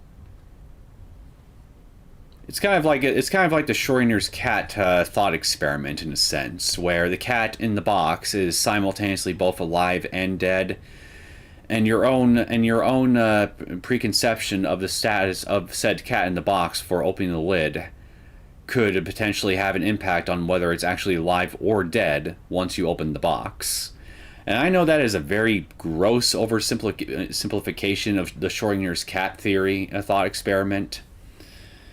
But I believe, if memory serves, that's generally how it works. So, in the case of D-Swords, it's both real and unreal. Or in this case, it's real if you have the means to make it real. タクが見たっていう岸本さんの剣も本物っぽく見えるおもちゃじゃないの？でも光ったし。おもちゃでも光るやつはいくらでもあるよ。Well, she wasn't wrong. If you want something to glow, you could easily slap some lights onto it, or you could just get a toy lightsaber. But when I thought about the overwhelming sense of presence Saint and Neose's swords had, their existence became harder to deny. They had an aura about them that no mere toy should have been capable of. And most of all, Ayase had taken that sword out of thin air. I'd seen it with my own eyes. It wasn't anything simple, like hypnosis or super speed. On top of that, I felt as if I'd only gotten to experience the tip of the iceberg. 僕には妄想を現実に投影する力があるかも。I had no definitive proof, but I tried throwing my thoughts at Rimi regardless. だから将軍に、狙われてる気がする。That was the only possible reason he'd be targeting me. Oh, I'm sure there's other reasons. Even if I don't know what those reasons are yet myself. There was nobody more harmless than I was, as far as we know. Otakus were fundamentally harmless beings. We did shut ourselves away in our own little worlds, after all. If we had time to bother denizens of the third dimension, we'd rather spend that in our heads, flirting with adorable moe characters. 昨日調べてた特許のこと？タクはあんな装置持ってるの？ I shook my head. そうじゃなくて、装置とかなくても力使えるかも。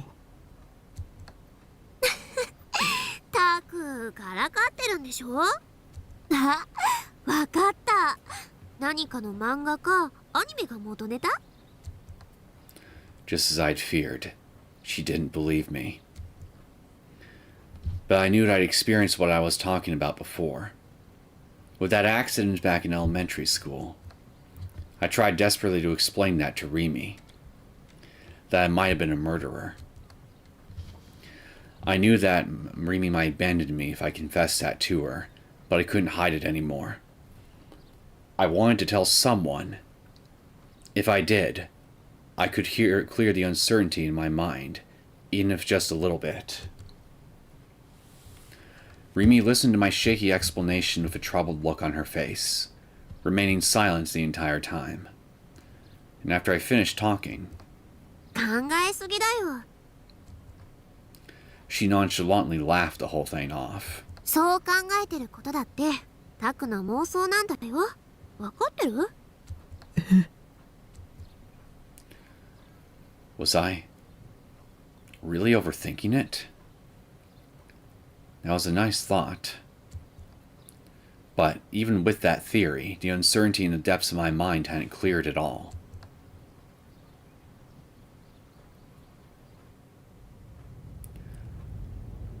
The smell of dust wafted through an office. An office situated on the second floor of a somewhat old building. Sunlight streamed in through the window covering the back wall, turning the fluttering dust of that into thin, powdery snow. The words plastered onto the window, Frisia Credit Bureau, cast a shadow onto a nearby desk.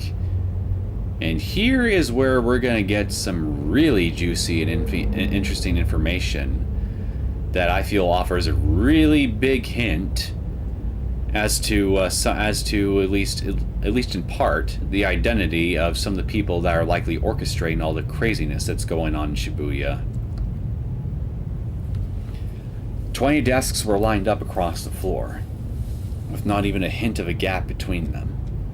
Each one was drowning in an endless sea of documents, papers, and files. Piles stacked so high they looked to be on the verge of collapsing. From an outsider's perspective, it looked far more like a publishing company than a credit bureau.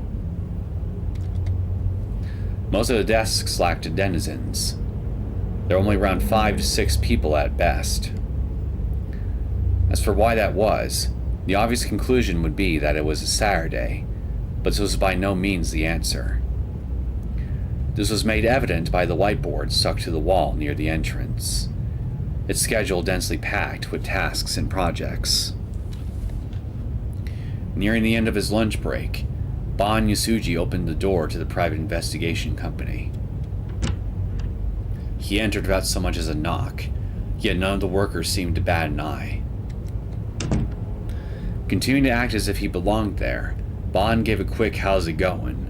and headed toward the desk at the back of the room. In it sat a robust-looking woman, hunched over her laptop. Oh, Momo-chan, genki? In response, the woman continued staring at her monitor with a weary expression. Her name was Momose Katsuko, and she was the president of Frisia. バンちゃん、また来たの？また来ましたよっと。入所についての新ネタない？たく、私は忙しいのよ。抱えてる案件が5万ってあるの。うちみたいな零細企業は土日返上で仕事しなくちゃいけないの。わかる？ Momose finally raised her head. She placed a hand on her forehead, and upon seeing Bon's grinning face, lightly shook her head. ここは警察の秘密組織でも子会社でもないって何度も言ってるでしょうに。ただで情報もらえるなんて虫のいいこと考えてるんだろうけど、ここに来てる暇があるなら自分の足で何とかなさいな公務員さん。または依頼料を払うこと。予約表はみおちゃんにもらってちょうだい。相変わらず冷てえ社長だな、おい。In spite of Momose's sharp remarks, Bon didn't show a hint of concern. He simply fanned himself with his distinctive handheld fan, remaining aloof as could be. この会社立ち上げるときにはあんなに協力してやったのによ。あら、バンちゃんも恩着せがましい人だわね。何年同じこと言い続ければ気が済むわけ？まあ言っててくれ。じゃあ依頼料はこいつでどうかな。Bon showily pulled out a plastic bag with the name of a nearby Japanese confectionery store on it. なんだ、あるなら最初から出してよ。いつも悪いわね。みおちゃん、お茶2つ持ってきて。Her attitude having undergone a swift, stark change, Momose clearly examined the contents of the bag Bon had handed to her. あら、栗羊羹、今が旬なのよね。わかってるじゃない。あ、バンちゃん、そんなところに突っ立ってないで座って。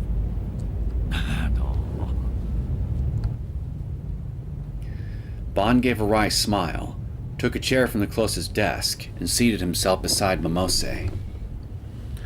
The clerical lady Momose had called for before brought over 2 steaming cups of tea. で、なんか新ネタあるかい？ちょっと待ちなさいって。Momose carefully unwrapped the chestnut yokan, folded up the wrapper, and set it beside her PC. She then hurriedly devoured her first of the sweet treats. Japanese-style treats were her greatest weakness.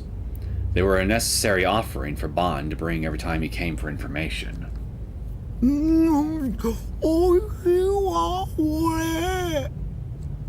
人に言えた義理じゃないけどよ。ちったダイエットしたらどうだよ。でないといつまでたっても結婚できないぜ。You know that they've got to be close friends in order for him to say something like this to her and well, not get his head literally chewed off. 本当に人に言えた義理じゃないわね。私はもうとっくに今期は逃したわよ。With a shrug of her shoulders, Momose took a sip from her tea, then turned to face Bon. また新しいニュージェネ事件起きたわね。こんなところでサボってていいの？そっちの調査は俺以外の全員が真剣に取り組んでるさ。俺は別のアプローチから真実に迫ってやるってね。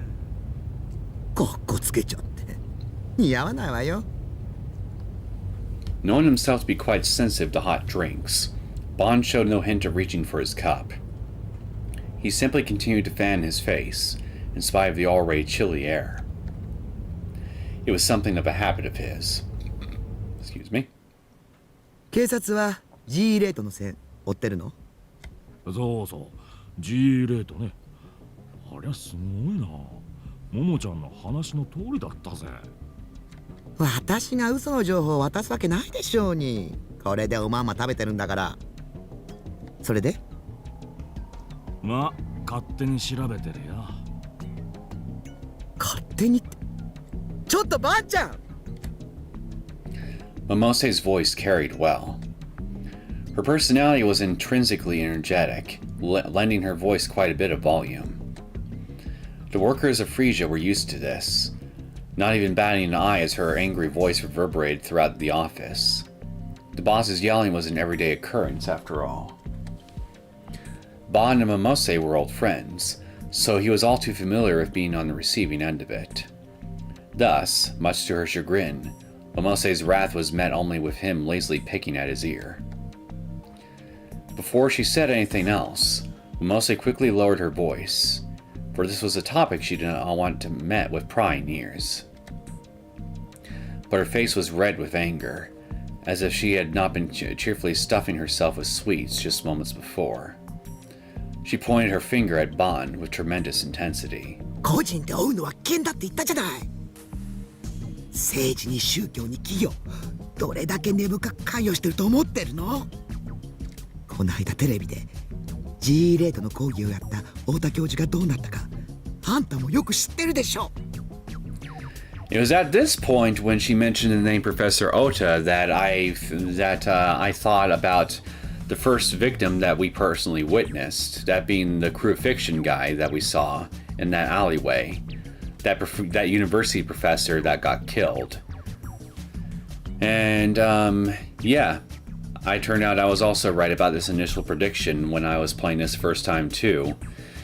But it's the information that's related to this professor that comes afterward that I personally found to be the most interesting and likely the most relevant in regards to why he was likely killed. So we'll get to that in just a minute. ああ、貼り付けで殺された被害者だろ。何度も聞いたよ。何度でも言ってやるわ。言ってやりますとも。あんたはいつも私の忠告を無視するんだから。それでいつも尻拭いさせられるのは私なんてたまったもんじゃないわ。まあまあ、そうかなって。茶でも飲んで落ち着いたら。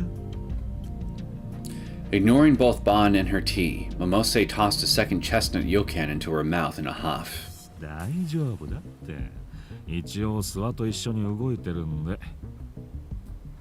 今はまだ G レートやら何やらってのは突飛すぎて上を説得できねえなよ。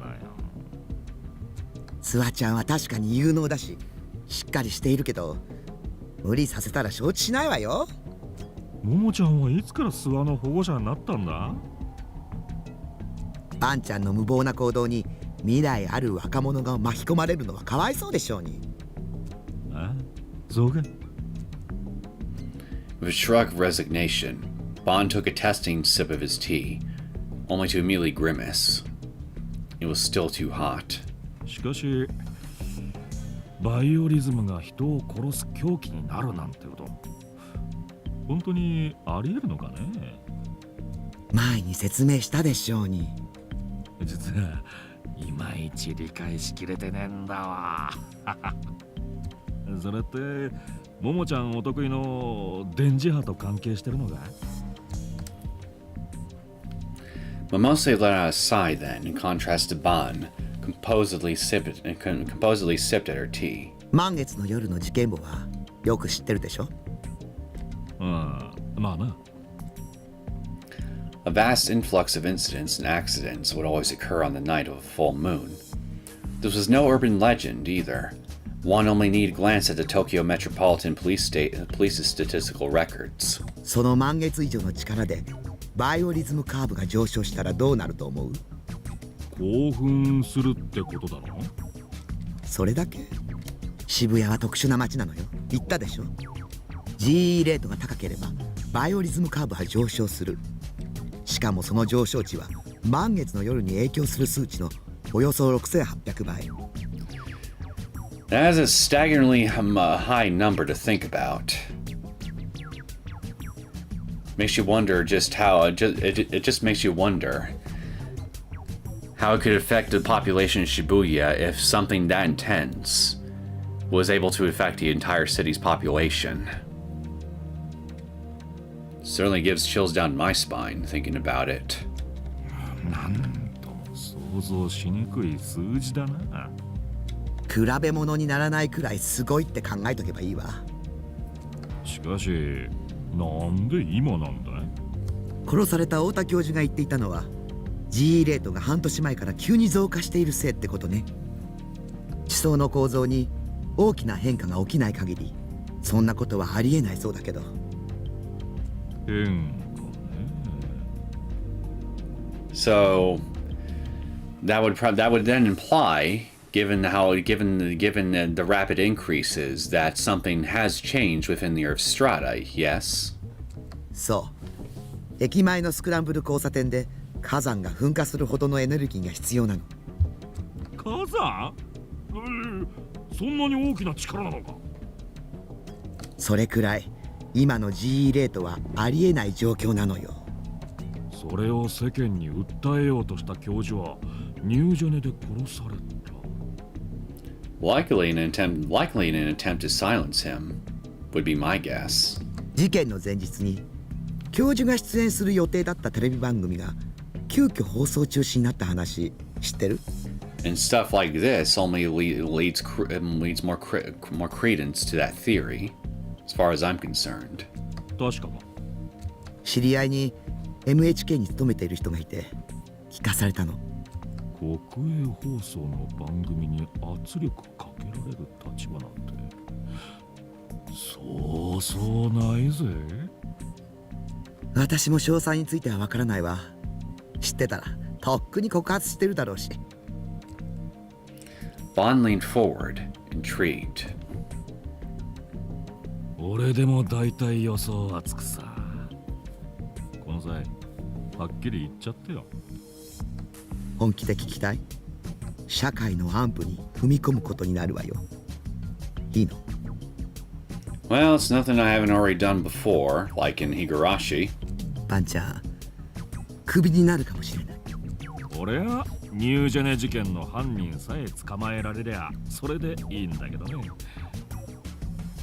ま、どうするかは答えを聞いてから考えるな。Sipping her tea, Momose tapped away at her laptop keyboard with her free hand.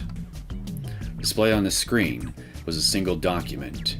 It contained a list of information Momose had personally looked into. 名和とももちゃん、勘弁してくれ。俺はてっきり野党の名前が出てくると思ってたんだがな。よりによって。Bond groaned in utter exasperation.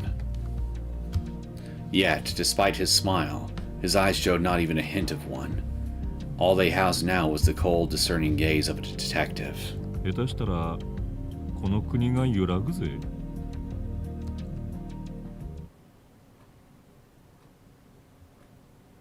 No pressure. Since it was the weekend, I've been unable to get Rimi to come over, so I was forced to spend 2 very anxious days all by myself. I had Rimi pick up some groceries on Friday, so I could survive the weekend without leaving my base. But I'd come very close to sending her a text asking her to come over. Multiple times. But in the end, I hadn't sent anything. The only thing that gave me a break from my anxiety was the half hour I'd spent watching the latest episode of Bloodtoon. Even in extreme circumstances such as this one, I still had to make sure to stay up to date on Bloodtoon. Remy was my sole source of comfort in the third dimension, but when it came to the second one, Bloodtoon was the one that fulfilled that role. Well, to be more specific, Saratan was.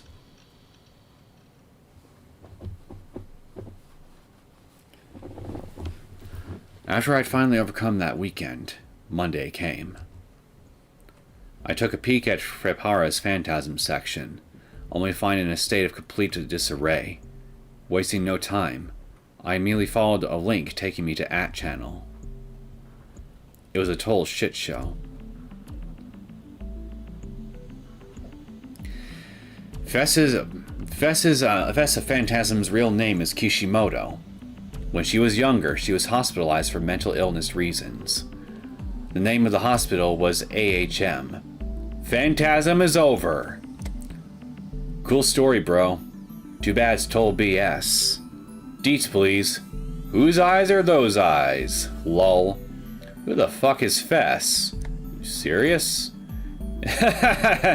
AHM is only meant for patients with severe mental disorders, FYI. For fuck's sake, more haters? What a poor attempt at bait. If you're gonna bother making a thread like this, at least include a source. Fail. This is such bullshit.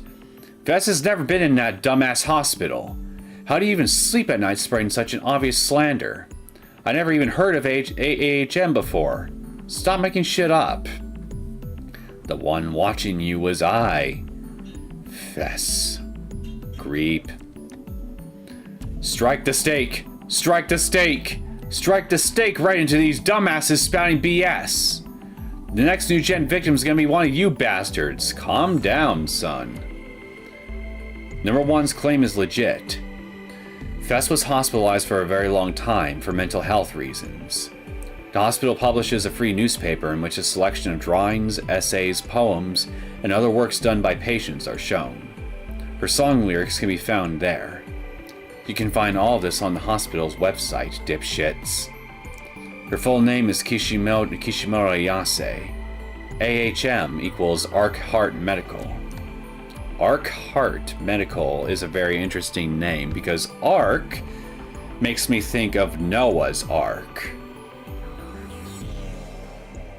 There's no way that, and given that we have a Project Noah going on behind the scenes, something tells me that this hospital being named Ark isn't a coincidence.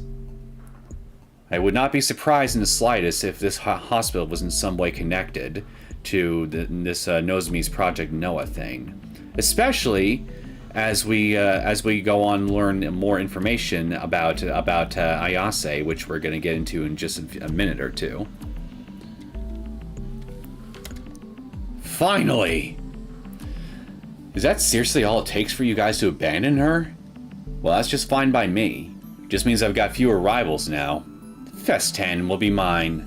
See you all at the wedding. Finally! Wait, LMAO? That was actually true? What the fuck? Lol. Yes, yes, yes! Hell yeah, 1, 2, 3, 4, I declare flame war! There's even pictures? I'm gonna piss myself laughing. Notice of Phantasm's termination. Is Phantasm gonna disband because of this? I used to like Fess quite a bit, sexually. Yes, yes, yes! This must be someone's guidance too, LMAO. The verses in there aren't used in Phantasm's songs, are they? The one watching you was I, Kishimoto Ayase. Don't quit, Fess! I'm seriously gonna cry! I think I sort of understand it. They say there's a fine line between genius and insanity, after all. So they say. Band breakup flag for the win! Tonight, the black mass cometh. Lolly festan, fap fap. Shameless one, aren't you? Well, that sets Phantasm's fate in stone. FWIW, I have no idea what that is. I guess this is a more fitting end for them than going mainstream. Any comment from Fest on their official website? Doesn't matter how much noise you virgins make on here, Fest doesn't look at the past, only the future. Can't wait for our next prophecy predicting all your deaths. Be right back, putting on my roller skates. Okay, what's the problem though? This reeks of some weird advertising scheme by Phantasm. Desperate to keep your dead band alive much? Lol. I don't know, I think her record, last I checked, their records are selling just fine. I wouldn't say their band is dead. It was always obvious that Fest is a total schizo. Why is everyone acting like this is a surprise at all? So Fest was always mentally ill. But that's what's good about her. Well, at least we have one person who thinks so. Calm down, everyone. This is all just some magnificent bait from Festhand.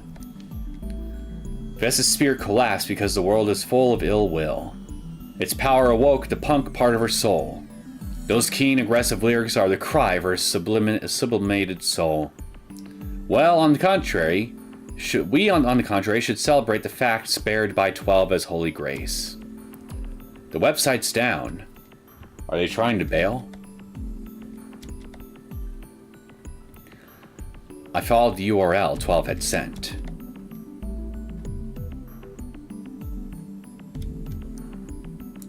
Apparently, Arc Heart Medical was an old-school psychiatric hospital that only treated severe cases of mental illness. Or at least that was what the website said. The website had pictures of the place. And frankly, it looked like a straight-up penitentiary. There were iron bars on every single window. Arc Heart Medical is an organization that seeks to guide children to the right way of life by providing them with good role models and a wonderful natural environment to learn and grow in.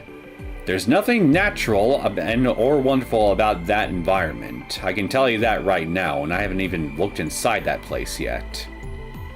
Also, what's your idea of good role models? Just out of interest. I wasn't even sure if it was still open or not. The home page hadn't been updated for 4 years or so. But, just as the poster on that channel had said, beneath a certain poem was the name and photo of a young Ayase. The shadow of the wicked heart lurks within that body, a presence which the eye cannot perceive. Even if I try to split asunder, perpetual nightmares, alas, take shape, and eventually become a sword, one that will tear this body apart. Should they bear the shield of apathy, ye souls shall escape the flames of war. On the battlefield reborn, come foes with malice in their hearts, ill will without compare. When that time comes, malice shall possess its own will, and thus reveal its true form.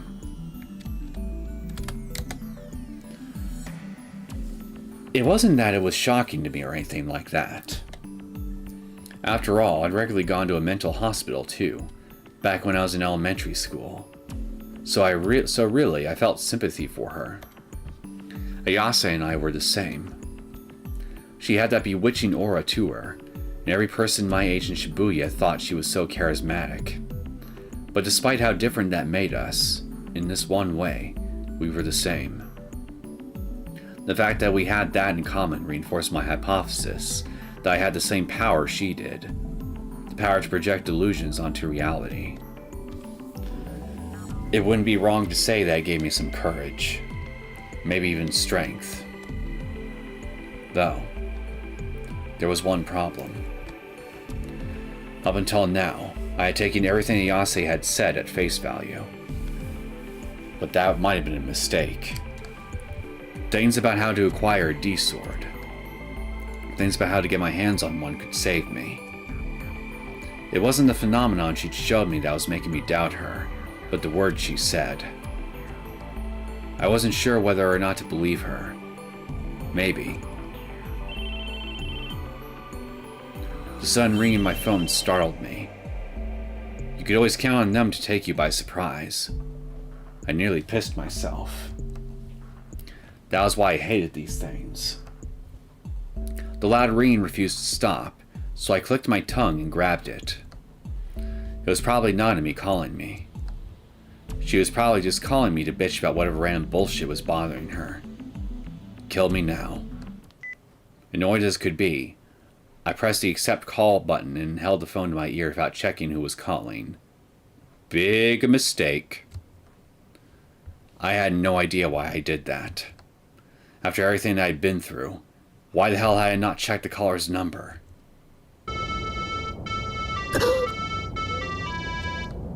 What came from the other side of the line was a certain melody playing loudly. You may pass. I frantically checked the number on the display. Shit, I knew I should have checked. It was them. But how? It said it wasn't in use anymore. When I'd had Nanami call the number to check, that one notice played. Maybe the prankster had reactivated it? どうしよう。 Panicking, I turned toward the center of my room. Surely Rimi would be there, ready to give me some advice. But she obviously wasn't. Of course she wasn't. Rimi was at school right now, in the middle of class. I told her in advance that I wouldn't go to school today, so she hadn't come to pick me up. As I freaked out trying to figure out what the hell to do, You May Pass kept on playing from my phone. A whole minute had already passed. From the small amount I listened to earlier, I could tell there were other sounds mixed in with the song. The few things I could make out were the sounds of car engines and people walking. Whoever was calling me, they had to be outdoors. But who the hell was calling me? I could only think of one person that would pull a prank like that. Shogun. Now really freaking out, I looked at Saratan, who was standing next to my PC screen. どうしたらいいと思う、セーラー。 Saratan smiled at me, just as she always did. 切っちゃえばいいさ。無視無視。そっか。そうだよね。その手があった。 Should have done that from the beginning. Too bad that's the exact opposite. And too bad you're going to do the exact opposite of that. I put my thumb on the button to end the call. But for some reason, before hanging up, I felt the undeniable urge to listen to You May Pass. Just one more time. Just for a little bit longer. It felt strange, even to me. It creeped me out. There was no reason I should have hesitated even remotely. And yet, I, almost subconsciously, gripped my phone and brought it to my ear.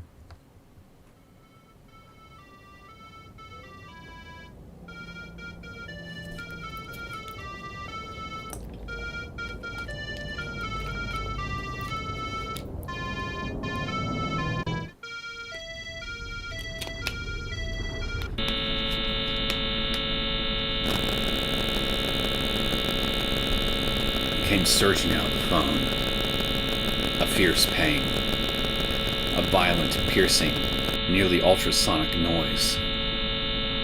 That sound shot throughout my entire body.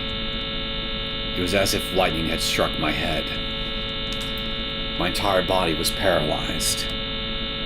I screamed as loud as I could, yet I couldn't hear my own voice. Boiling. My brain. My heart. They boiled, they bubbled, they melted into mush. Pain crawled from deep within my body, tearing me apart. My consciousness liquefied and coursed through my veins, and when it finally arrived at my heart, it erupted in a resounding explosion, then vanished. Overwhelmed by these horrific sensations, I was unable to figure out what was going on. I can no longer even think.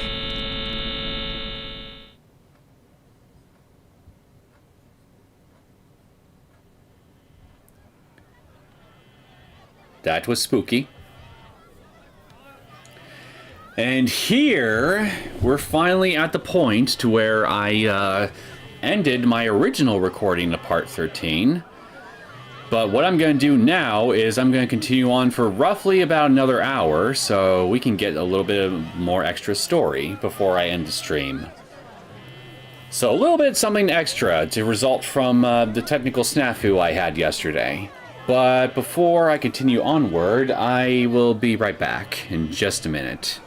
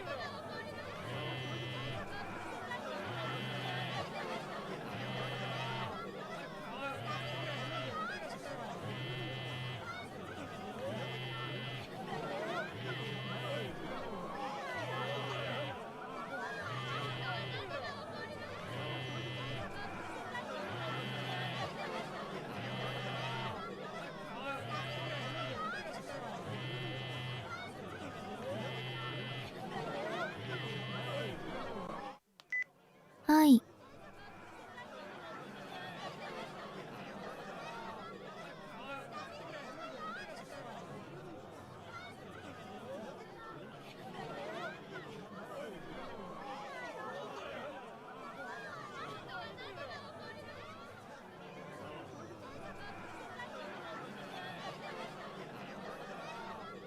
あ、はい。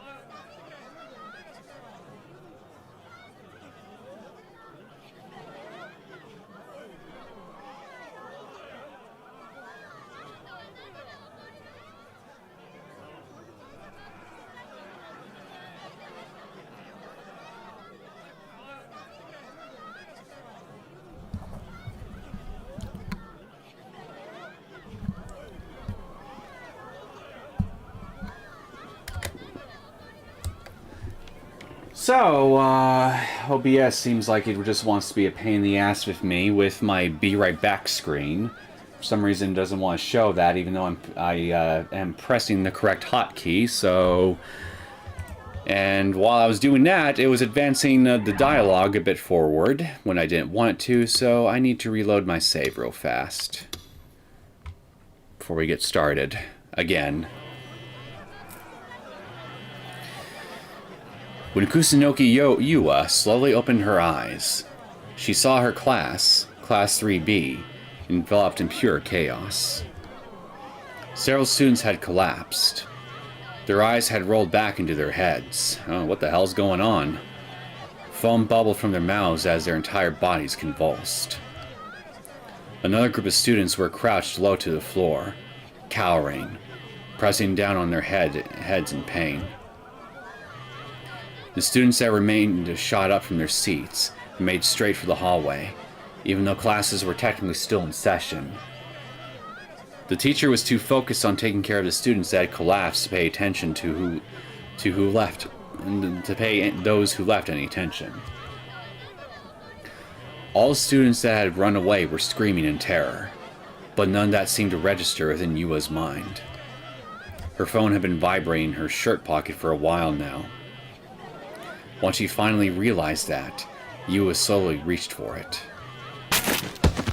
She attempted to stand up, but was unable to keep steady and fell from her chair.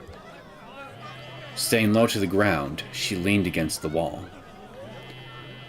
After she put her glasses back in place, Yua pressed the accept call button and held her phone to her ear. はい。はい。はあ。はい。一応大丈夫です。 Who's calling you? As she answered the question, Yua grimaced and pressed on her forehead. She could hear the clamor of her classmates in the hallway, as well as the voice of her teacher trying to help the unconscious students, but it all sounded so terribly distant. はい。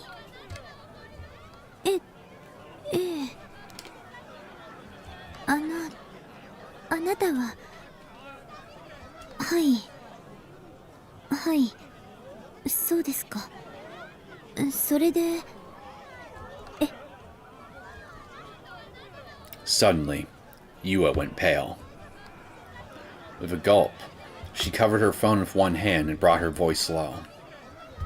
Her voice had clearly been shaking. そんなわけないんです。だって本当は。 Upon saying that much, Yua's voice began to falter. She hung her head. 本当は私だったのに。 What was you? What did you do? The commotion in the hallway intensified. Everyone was looking and pointing in the same direction, anxious expressions on their faces. The windows in the hallway rattled as they were being hit by a fierce gale. はい。そうです。私の妹です。 Sister? はい。わかりました。 At last, Yua bowed her head, as if the person she was speaking to was in front of her, then hung up the phone. That's right. Oh wait, where did I get that's right from? Then she looked up and gazed her direction where everyone was pointing. Beyond the window. I'm just gonna check something fast. Okay, I still am being picked up by the mic. That's good. Good. 空が。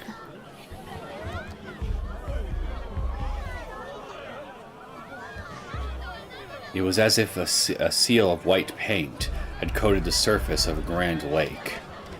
The sky, which had previously been filled only by its light blue color, was turning white. What the hell? The white was spreading at an impossible speed. It bled rapidly across the sky, eroding each and every speck of blue it could find. 白く染まっていく。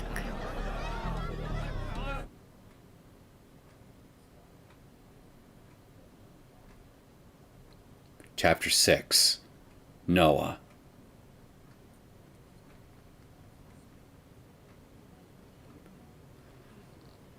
What the hell just happened? Did someone wish for a particularly nasty delusion on the rest of Shibuya or something?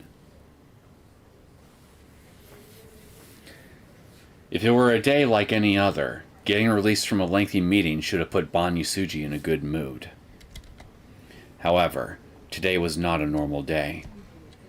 The detective removed himself from his peers, moved to the nearest window, and attempted irritably to call his junior.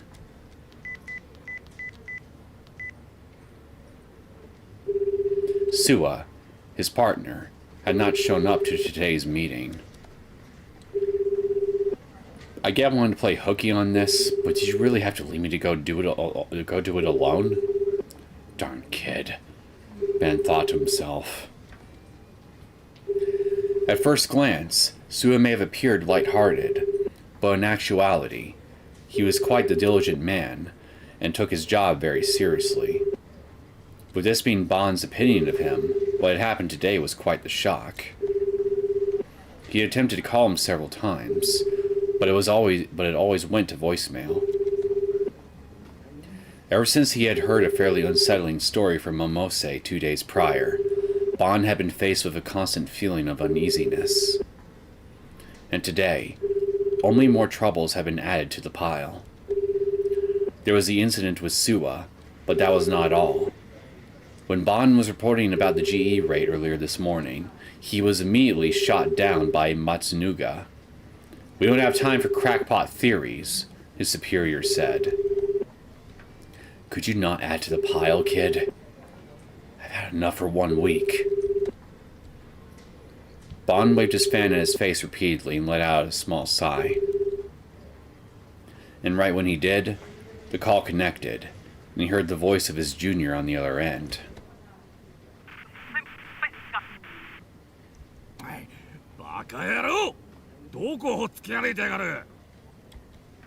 The reception was extremely poor. Which part of the countryside did Sua lose himself in? Ban thought, scratching his head.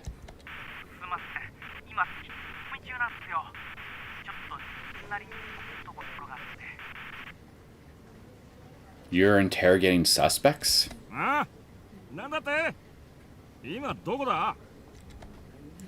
As Bond shouted into the receiver, Sua's voice disappeared on the other end, replaced by a continuous rustling sound.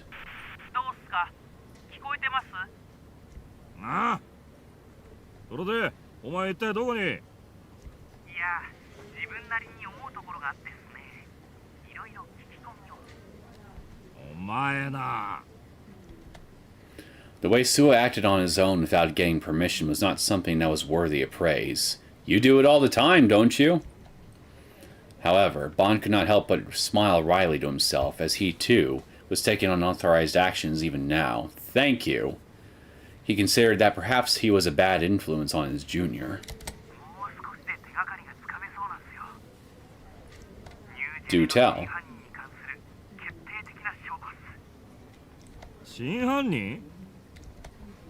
The color in Bond's eyes shifted.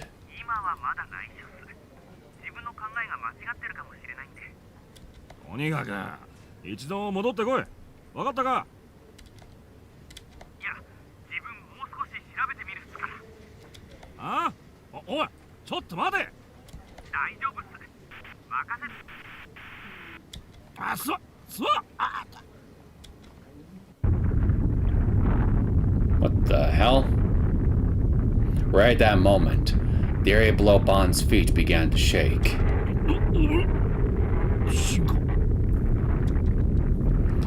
The shaking gradually increased in intensity.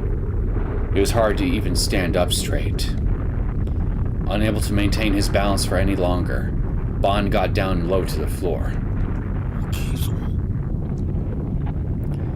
The other detectives, who at first seemed to be underestimating the seriousness of the situation, all quickly moved under their tables. The clock fixed to the wall, the paper cups and pens atop the tables, the projection equipment, they all crashed to the floor one by one. Wait a minute, I'm just remembered. There was an earthquake that occurred a few months prior, around the time these murders started, right? And there was a second one that occurred after that. Is this the third one? The two whiteboards standing side by side near the podium fell to the ground as well. It's like being stuck in some insane turbulence. That was how it felt to Bond. It felt like the ground was disappearing beneath him. His entire body was being swung left and right by the shaking. It seemed to have a seismic activity of around 5 or 6 feet. Feet? Where did I get feet? Has the Great Kanto earthquake finally arrived? Of all times for it to hit, it hits now? Immediately after thinking that, A fierce pain shot through Bon, causing him to groan out in pain. It felt as if he had taken a violent blow to the head. But he had not been physically struck by anyone. It was simply a severe headache. Suddenly, a scream echoed throughout the conference room. Gritting his teeth, Bon looked up to see one of the detectives gripping his head as he writhed in agony. And then, like a lifeless doll, he fell to the ground with a thump. What the hell? Most of the other detectives were gripping their heads as well, their faces contorted in pain. It was this headache that bore no resemblance to any he had experienced before. Whether it was connected to the earthquake, there was no way for Bon to know. I think it is. Eventually, the shaking gradually subsided. With his vision blurred, Bon looked out the window. Everything was covered in a milky white light. A light so dazzling, Bon could no longer keep his eyes open. What in the hell is going on?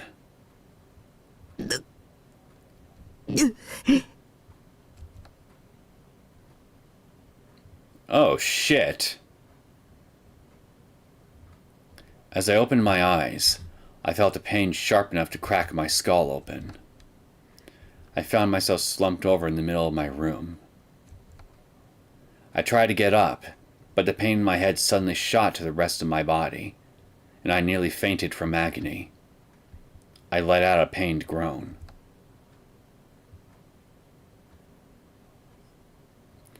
After 5 full minutes of pure writhing torture, the pain receded slightly, and I managed to stand up by using the leg of my bed to support myself. I wiped off the cold sweat on my forehead and my hand. My room was completely devastated. It was as if a tornado had ripped through it.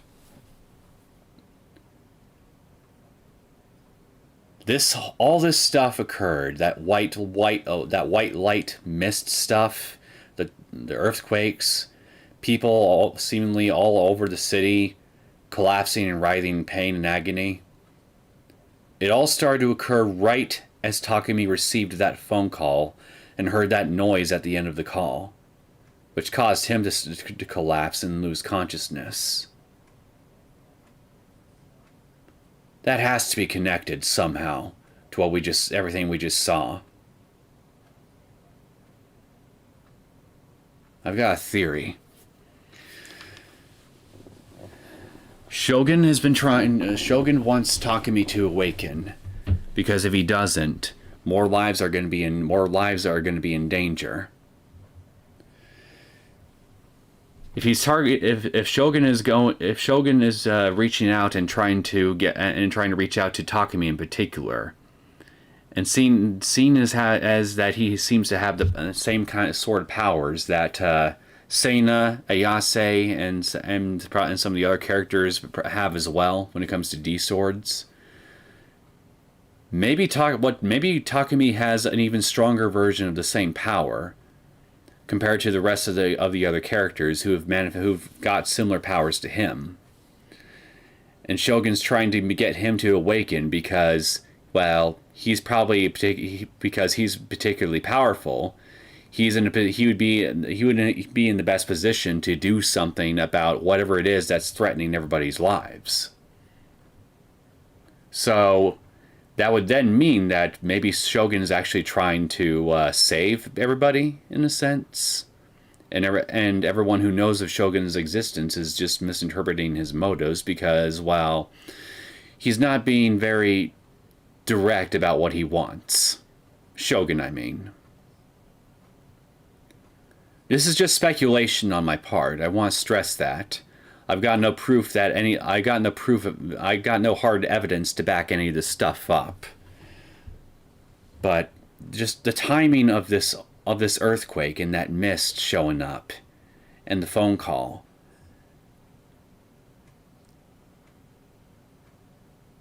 And on top of that, me also remembering me pointing out that Remy seemed to at least on one occasion try to stop Takumi from trying to manifest his own D sword.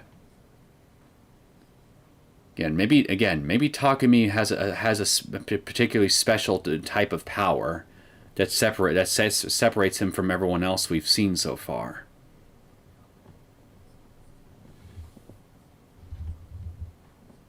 Anyway, let's continue. All my waifus lined up on the shelf had toppled over, and some had even fallen off the shelf entirely. Oh no! Some of them had been destroyed, probably! The bed was now sitting at an angle, and the piles of eroge and packages had crumpled to the floor and scattered everywhere. What the hell had happened? If I remember correctly, there had been a phone call that played the melody of You May Pass before then transitioning into something like an ambulance siren. It was exactly the same as last time.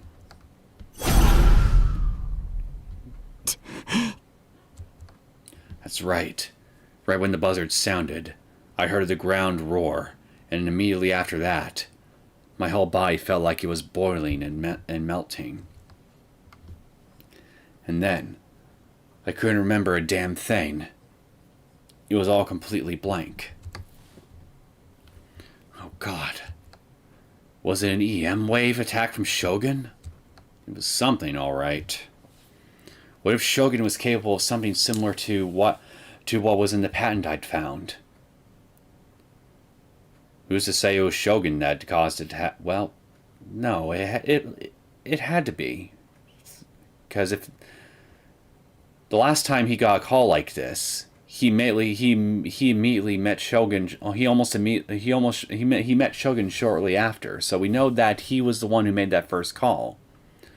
And given how this call played out almost exactly the same, it probably was Shogun too. It was probably Shogun again. So maybe this was indeed caused by Shogun. Like I was, yeah. It probably was caused by him.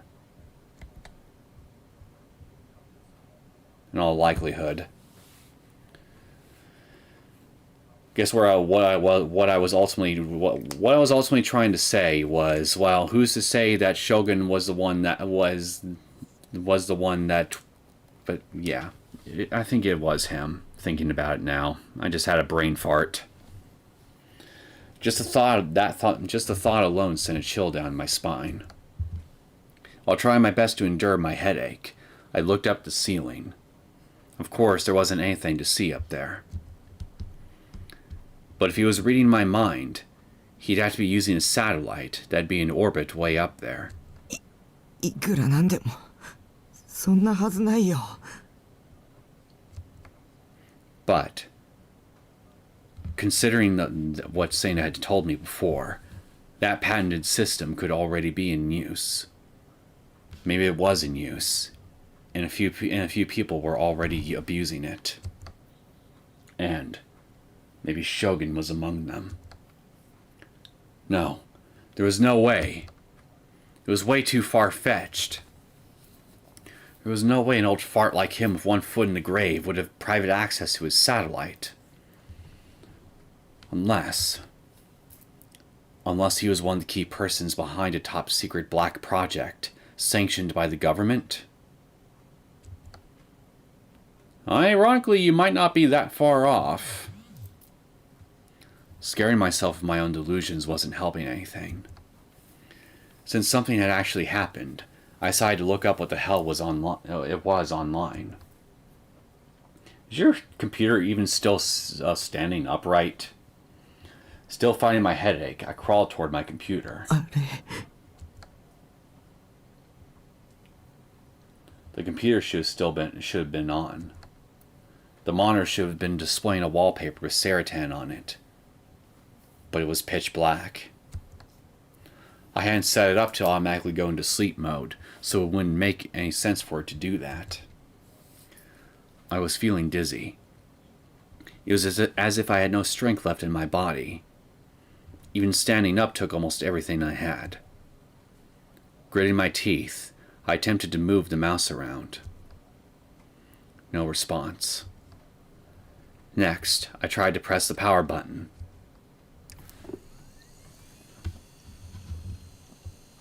After a second, the hard disk started, emitting its typical scratching noise. I sat down in my chair.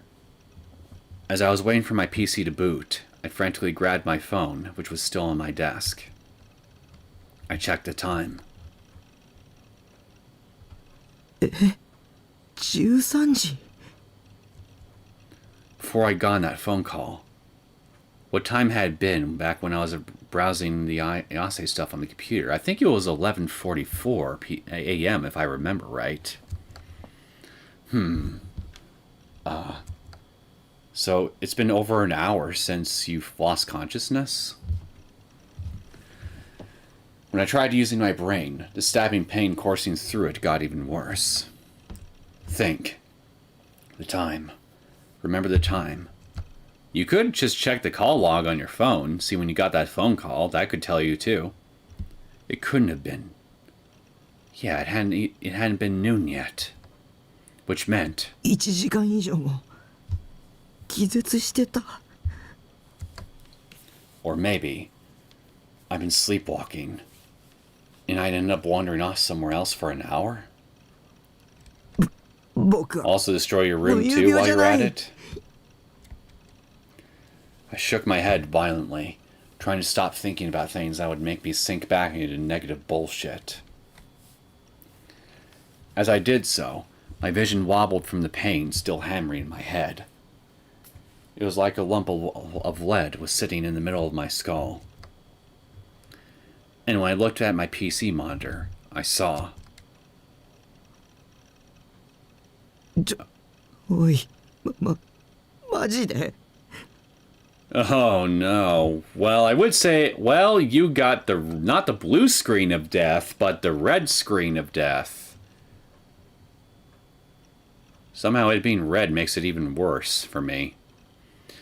Disable the driver, check the manufacturer, yada yada yada. Yeah, just technical bullshit. Don't really need to read that. No way. The hard disk data was corrupted? 嘘だそんなのありえないあっちゃダメだそんなことになったら全てが終わる It was where I stored my giga-sized collection of R18 Moe pics. My Eroge save data. All my bookmarks for sites I browse daily. This is why you should keep external hard drives or flash drives or whatever was commonly and readily available for people back during this time. You gotta back your shit up so that way in case stuff like this happens, you don't completely lose everything. And that way you can have a much more easier time picking yourself back up. My minimum attendance chart. And the thing I treasured most. My ESO save data. This MMOs use cloud or server-based functionality in order to run. So wouldn't your save file technically be in some version of the cloud or whatever the cloud equivalent was back during this time period? So yeah, like your save data, your profile, that sort of thing. Wouldn't it be tied to your account's profile? You're telling me everything's gone?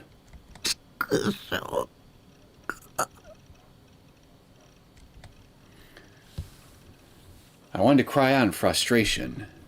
I wanted to smash my keyboard in anger. I wanted to kick the wall of everything I had. Before I did anything, though, I needed to check if I could restore it. But my whole body was still heavy, and my headache refused to go away. All I could do was bite my lip and sink deeper into my chair. Sink deeper into the despair chair. It was over. My life was over. Losing my ESO data meant I had no reason left to live. Stop being so dramatic. Nothing mattered anymore. It had all burned away. Just kill me. Well, then again, this is how you make your income, isn't it? So, yeah, thinking about it now, I guess you do have good enough reason to be a bit upset right now. Sorry.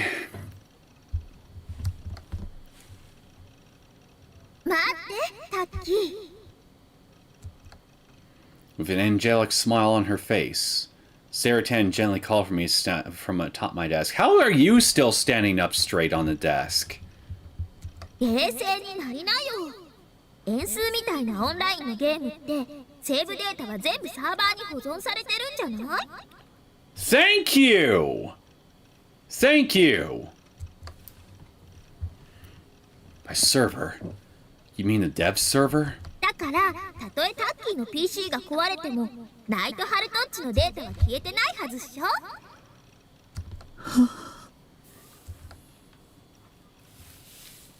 Oh. You're right. I was so dizzy and confused, I'd forgotten even the basics. It felt like I'd finally found a ray of hope shining through the endless despair. I knew I could depend on my waifu. Sorry, Rimi, you're not waifu material yet.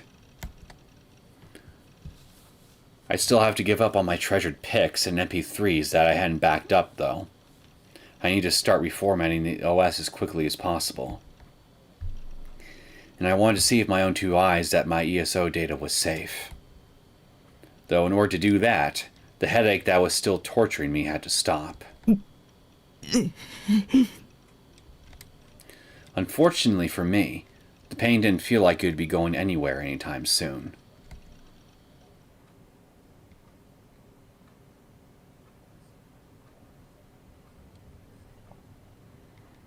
So, what's going on in town? S15 earthquake, a seismic 15? Is that what that says? Jesus Christ. S15 earthquake in Shibuya. Over 200 casualties. Jesus. There was rarely ever a moment in which the screens at Shibuya Station were not colored with advertisements, video clips, or music videos from the latest popular artists. And yet, currently, the screens were instead displaying a female anchor with a grave expression on her face. It was an ongoing special TV broadcast. Sensational words decorated the top left of the screen. S15 earthquake in Shibuya. Over 200 casualties. Earthquakes were not particularly unexpected in Japan. The Tokyo metropolitan area had already fallen victim to several seismic intensity 5 earthquakes over the years. However, as the media gathered more and more information about the incident, the sheer number of casualties made clear this was no ordinary earthquake. It was especially peculiar compared to the 2005 earthquake, also seismic intensity 5, where no fatalities had been reported. Moreover, the epicenter was Shibuya, a city in which was already the center of attention in Japan due to the new-gen incidents. I think I must have misread the thing wrong. Maybe it was SI5, seismic something 5. So if it was actually just a seismic 5 level earthquake, then it could have been a lot worse, I suppose. There had already been an earthquake in Shibuya approximately 3 months prior. It was a seismic intensity. Okay, seismic intensity. Thank you. It was a seismic intensity 3 earthquake, and 8 people had died. Maybe Shibuya's cursed. That was what the people observing the breaking news about the latest earthquake were thinking, even if they were not saying it aloud. In any case, each station had started their special broadcast right when the earthquake hit. Information was having trouble circulating, and the total death count was still unclear. Nonetheless, the female anchor continued to report. Reading from the stack of papers, she declared, Fire and Disaster Management Agency has confirmed 31 deaths, and that number is expected to rise as they continue to aid those affected. The causes of death remain unknown, but Furthermore, various reports described a mysterious white light appearing immediately after the earthquake had hit. According to these reports, the light had been accompanied by a massive shock wave and had turned the sky completely white. The cameras spread across Shibuya's Scramble Crossing had caught the aforementioned light on tape, and, after the earthquake ended, nothing but pure white footage was displayed on loop on the jumbotrons located there. The discoloration that had appeared alongside the earthquake had not simply been a dull white, however. It had been utterly blinding. Shibuya had been momentarily enveloped in light, the sheer glare forcing each and every resident's eyes shut. If this were an era of war, the people would have undoubtedly believed it to have come from a nuclear weapon. As a matter of fact, there were some who have claimed to have spotted a white mushroom cloud floating a few hundred meters above Shibuya, though it was quick to vanish. No one knew what the origin of the light was, nor if it was connected to the earthquake. I think it was. And then, just as mysteriously as its arrival, the white sky had returned to its original color in less than an hour. And now, a dull light blue lay above the people of Shibuya.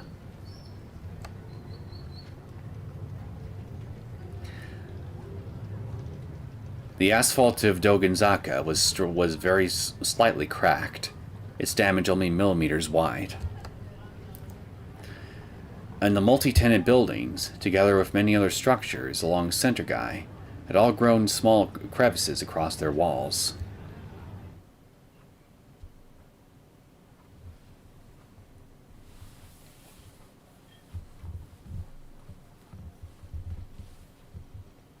Reformatting my OS had taken nearly 2 hours to finish, and yet my headache still hadn't gone away. I'd even lost consciousness a few times from the pain. I passed out on my keyboard from exhaustion before, but today was the first time I'd literally passed out. On the plus side, though, the pain was way more bearable now than it had been 2 hours ago. I wet my throat with some cola, and then, summoning all my energy, stood up. I fixed my broken bed and made it level again. Then I cleaned the floor to the extent that I'd be able to walk around. It took a lot of effort to do because of how weak I was feeling, but it had to be done. I wouldn't have been able to leave my room otherwise. If Shogun were to attack again, not that I actually knew if it was him this time, I would have been trapped and unable to escape. In other words, I'd be completely fucked. I had to secure an escape route, or else. You're on the roof of a building with only one way down. Unless there's a fire escape close by, which it probably is. And, well, 2 ways down. But either way, you don't have as many... Your escape routes aren't as good as you seem to think they are. At least not by my estimation. Once I'd finished reformatting my OS and cleaning my room, I went straight to the PC, installed ESO, and tried logging into Baselard. There he is. やった。ナイトハルトは消えてない。装備とかも全部無事だ。よかった。I was so moved that I tried to get up and pump my fist in the air, but even that took too much energy, so I gave up halfway through. I couldn't have been more happy to see my other self alive and well. I thought he was gone forever. Okay, time for the next step. While it was definitely a huge load off my shoulders, I still wanted to try and figure out what exactly had even happened. Not to mention demand compensation and a formal apology. It seemed like an earthquake, but there were way too many things that didn't add up if that were true. I looked for Grimm inside Baselard, but he was nowhere to be found. I went to check the chat room, but since I'd lost my bookmarks, I had trouble finding it. When I did, though, I discovered that Grimm wasn't there either. Of all the times for him to have gone AWOL, why now? Probably because, like a lot of people throughout town, maybe he got affected by what was going on and is currently incapacitated. With no options left, I had no choice but to head straight to Taboo itself.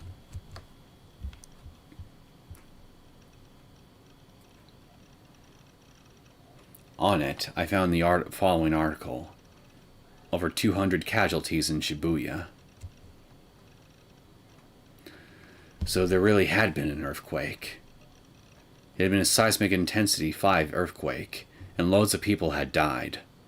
The casualties were currently set at 200, but the article stated that the number may even go beyond that. There were also reports of Shibuya's sky turning pure white for a short period of time, as well as a giant mushroom cloud, though no one knew if either of those were connected to the earthquake.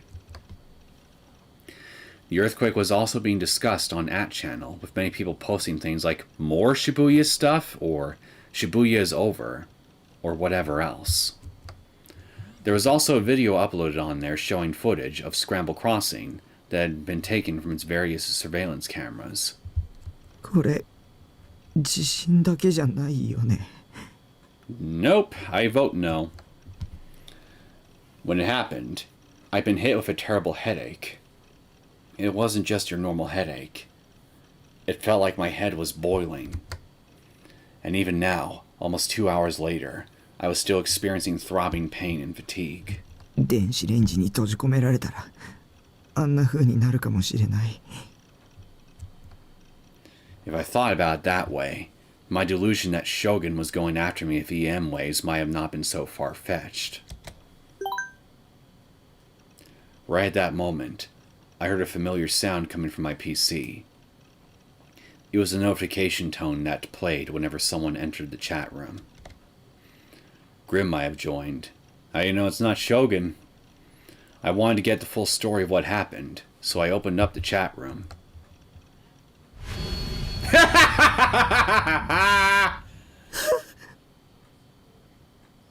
I am good. The moment I saw that name, a shriek escaped my mouth.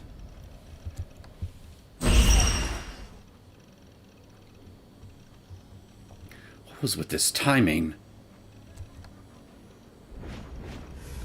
Could he actually read my mind after all? The hand I was using to hold the mouse was trembling. My entire body was frozen in fear, overriding even my headache. Just looking at Shogun's name made me feel sick, but I couldn't look away. I wanted to close the chat room, but I was in such a state of shock, my mind and body felt like they had been ripped apart. I tried desperately to move the mouse, but my body simply refused to listen to me. I felt chills on the nape of my neck. I was being watched. God's gaze. Or maybe it wasn't God. Maybe it was Shogun's gaze being shot down from an orbiting satellite. Just leave me alone. I wanted to run away. But where would I run? It didn't matter where I went. Even if I went to the very edges of Japan, he'd still catch me. It's been a long time. Wait, Shogun. Was there you in that name before?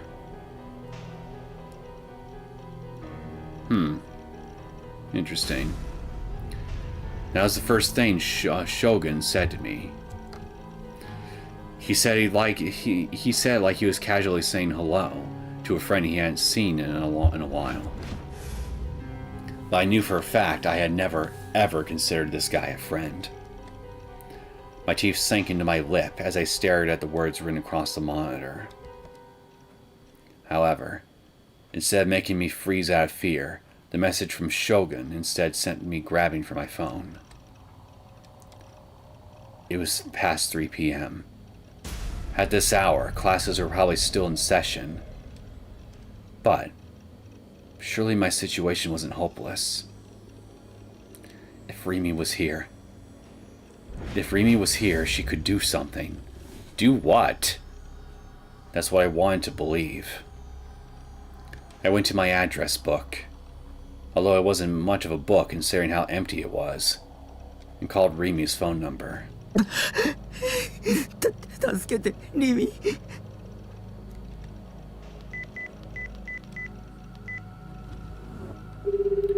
Do you hate me? リミ早く出て It was hard to breathe. I couldn't think straight. Rimi wasn't picking up. There was no voice on the other end, only the monotonous dialing sound repeating endlessly. Why? Whenever I'm in trouble, you're always there for me. So why aren't you answering? I have a present for you. A present.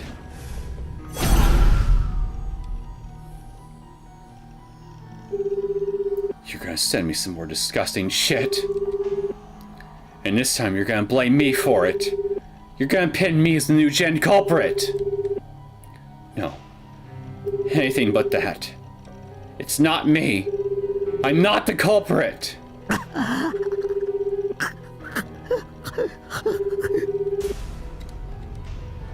I felt like a fish that had been ripped out of the water. I was losing oxygen. My mind was going fuzzy. My only ray of hope left was Rimi. I grasped my phone tighter and tighter, praying with all my might to the other end of the call. She picked up. 助けて 留守番電話サービスにおつなぎします。 I hope it pleases you. Voicemail. That couldn't be.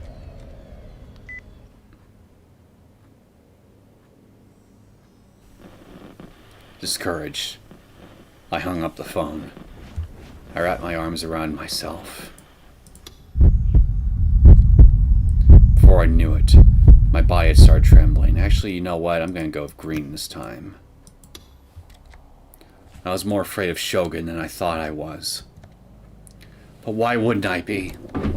He was a homicidal maniac, posing as a handicapped person, and he already committed 5 unspeakable crimes. And I was the next one in his sights. 助けてよ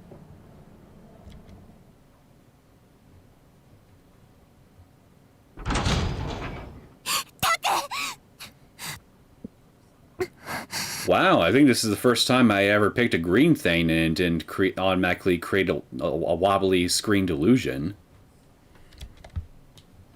Rimi! It was as if my prayers had been answered. Like the cries of my heart had been heard.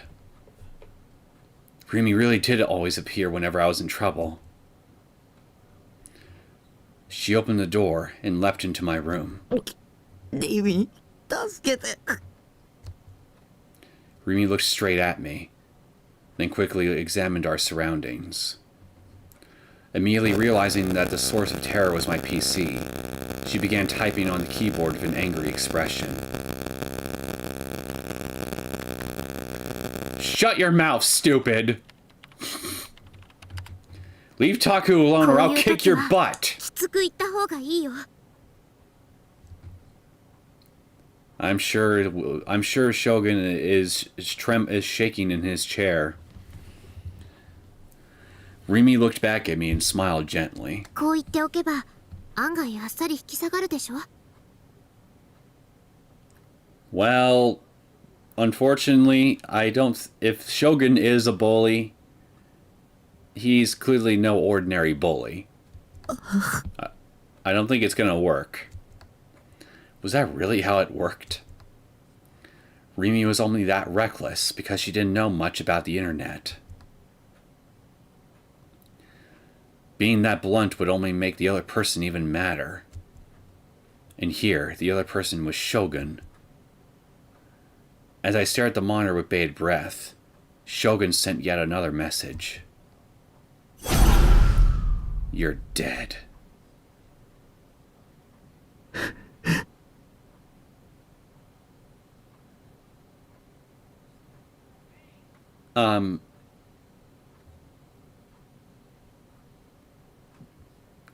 Shogun.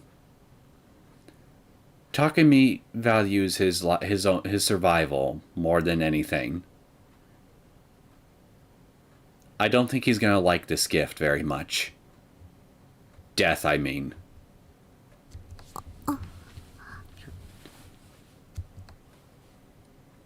Then again, he was probably actually responding to Rimi.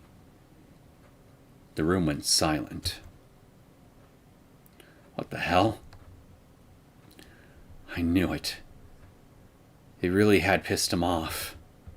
The tone of his last message was very clearly different. どうせ口だけだよ、口だけ。 I wish that's a promise you could keep, but unfortunately, I think I might have just made things worse by selecting the green option after all. まさかここに直接押しかけてくるなんてことはないって。 You'd be surprised with some people in this world. You'd be very surprised. それよりタク、大丈夫だった？ごめんね、電話くれたでしょ。ちょうどこっちに向かってるところだったから出られなかった。さっきの地震の後、タクが心配になってここまで全力疾走してきたんだ。来てよかった。 While I was listening to Rimi's voice, I couldn't take my eyes off the monitor. His message had left me deeply unsettled. You're dead. なんてこと。私が来たからもう平気だよ。何の心配もないから。 I just thought of something. What if I am currently actually dead right now, and everything I'm seeing and experiencing right now is some kind of afterlife? And maybe this is just Shogun reaching me from beyond the grave to tell me, I hope you enjoy being dead, son. At least that way your troubles will be, all your big troubles will be over. That'd be quite the plot twist. But I'm here now. Oh wait, no, that's your line. なんてことしてくれたんだよ。殺される。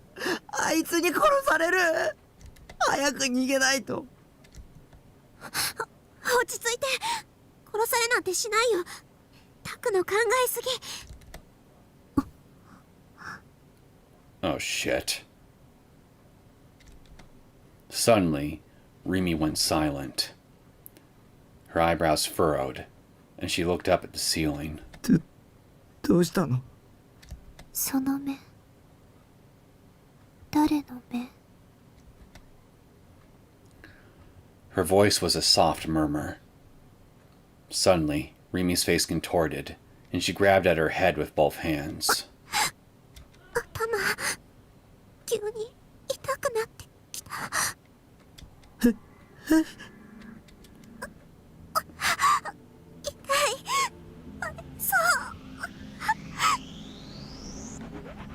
Unable to endure the pain anymore, Rimi fell to the floor.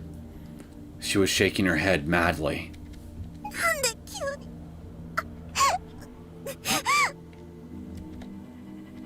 Don't tell me.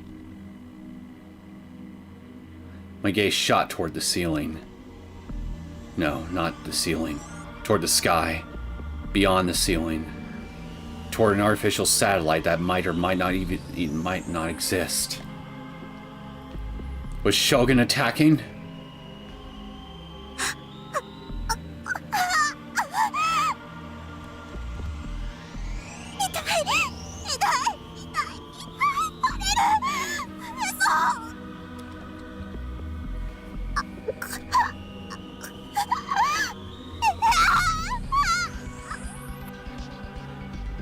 Plip. A drop of blood fell from Rimi's nose. Suddenly, her half moans, half screams ceased. Rimi's body shook violently as she staggered, and then she dropped to the floor head first. Rimi. There was no answer. She didn't even twitch. He'd killed her. Using a satellite. Using EM waves. Shogun had killed Rimi. Now, hey, check for a pulse first, at least. How? It had been so quiet. He killed Rimi with neither sound nor smell, without even a hint of his presence. It had been way too quiet, but it only made it even more terrifying. There was no escape. I kneeled to the floor and shook Rimi's shoulder. ねえ、起きてよ。リミ。There was no escape. No matter where I went on Earth, there would be no escape. 僕を置いていかないでよ。Wherever I would try to flee, Shogun would be able to attack from high above, in the sky. こんなの妄想に決まってる。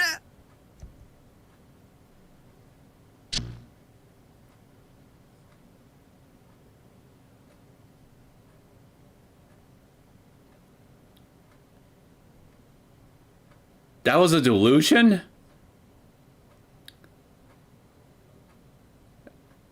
I didn't even get a wobbling screen effect. What the hell? But it was a green one, too. It was supposed to have been a positive one, wasn't it?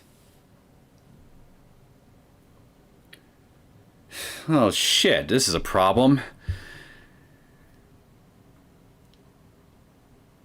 If it's now gonna start to get to a point where where it doesn't really necessarily matter which option I choose, I could get a positive or negative result regardless of which color I choose, then I might as well just be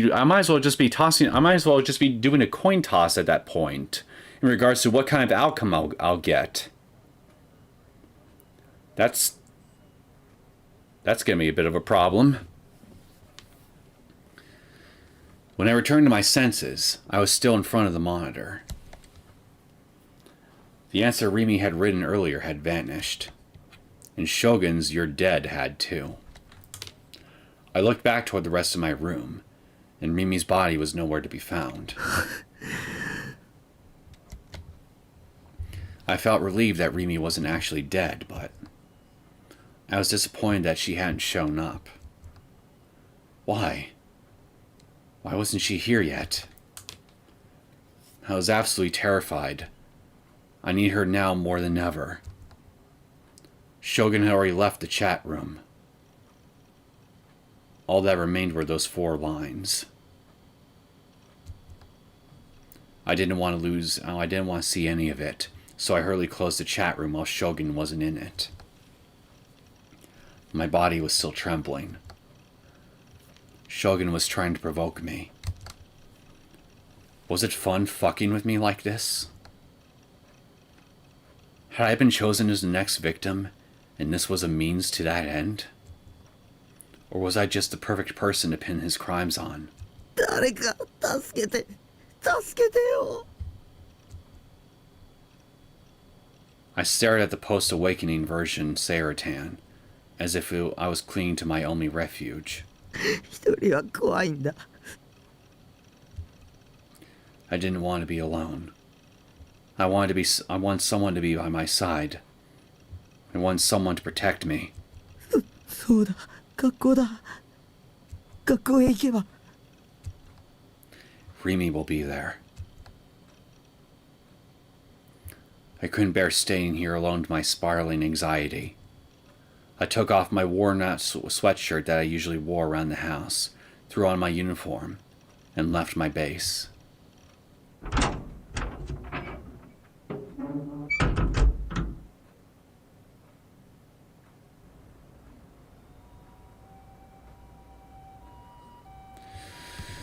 Well, that was something. But yeah, it's like I was just saying just a minute ago.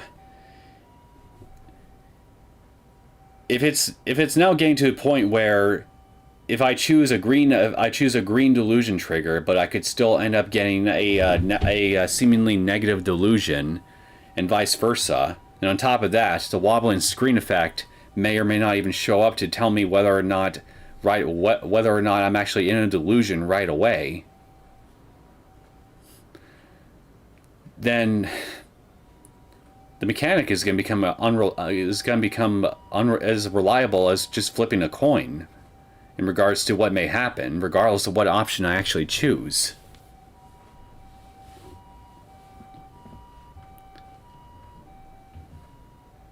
That could definitely be a problem, I would imagine, if I'm trying to influence events to play out a certain way. If I can't reliably make them happen, I can't reliably influence them to happen the way I want to, even if it's only minorly so.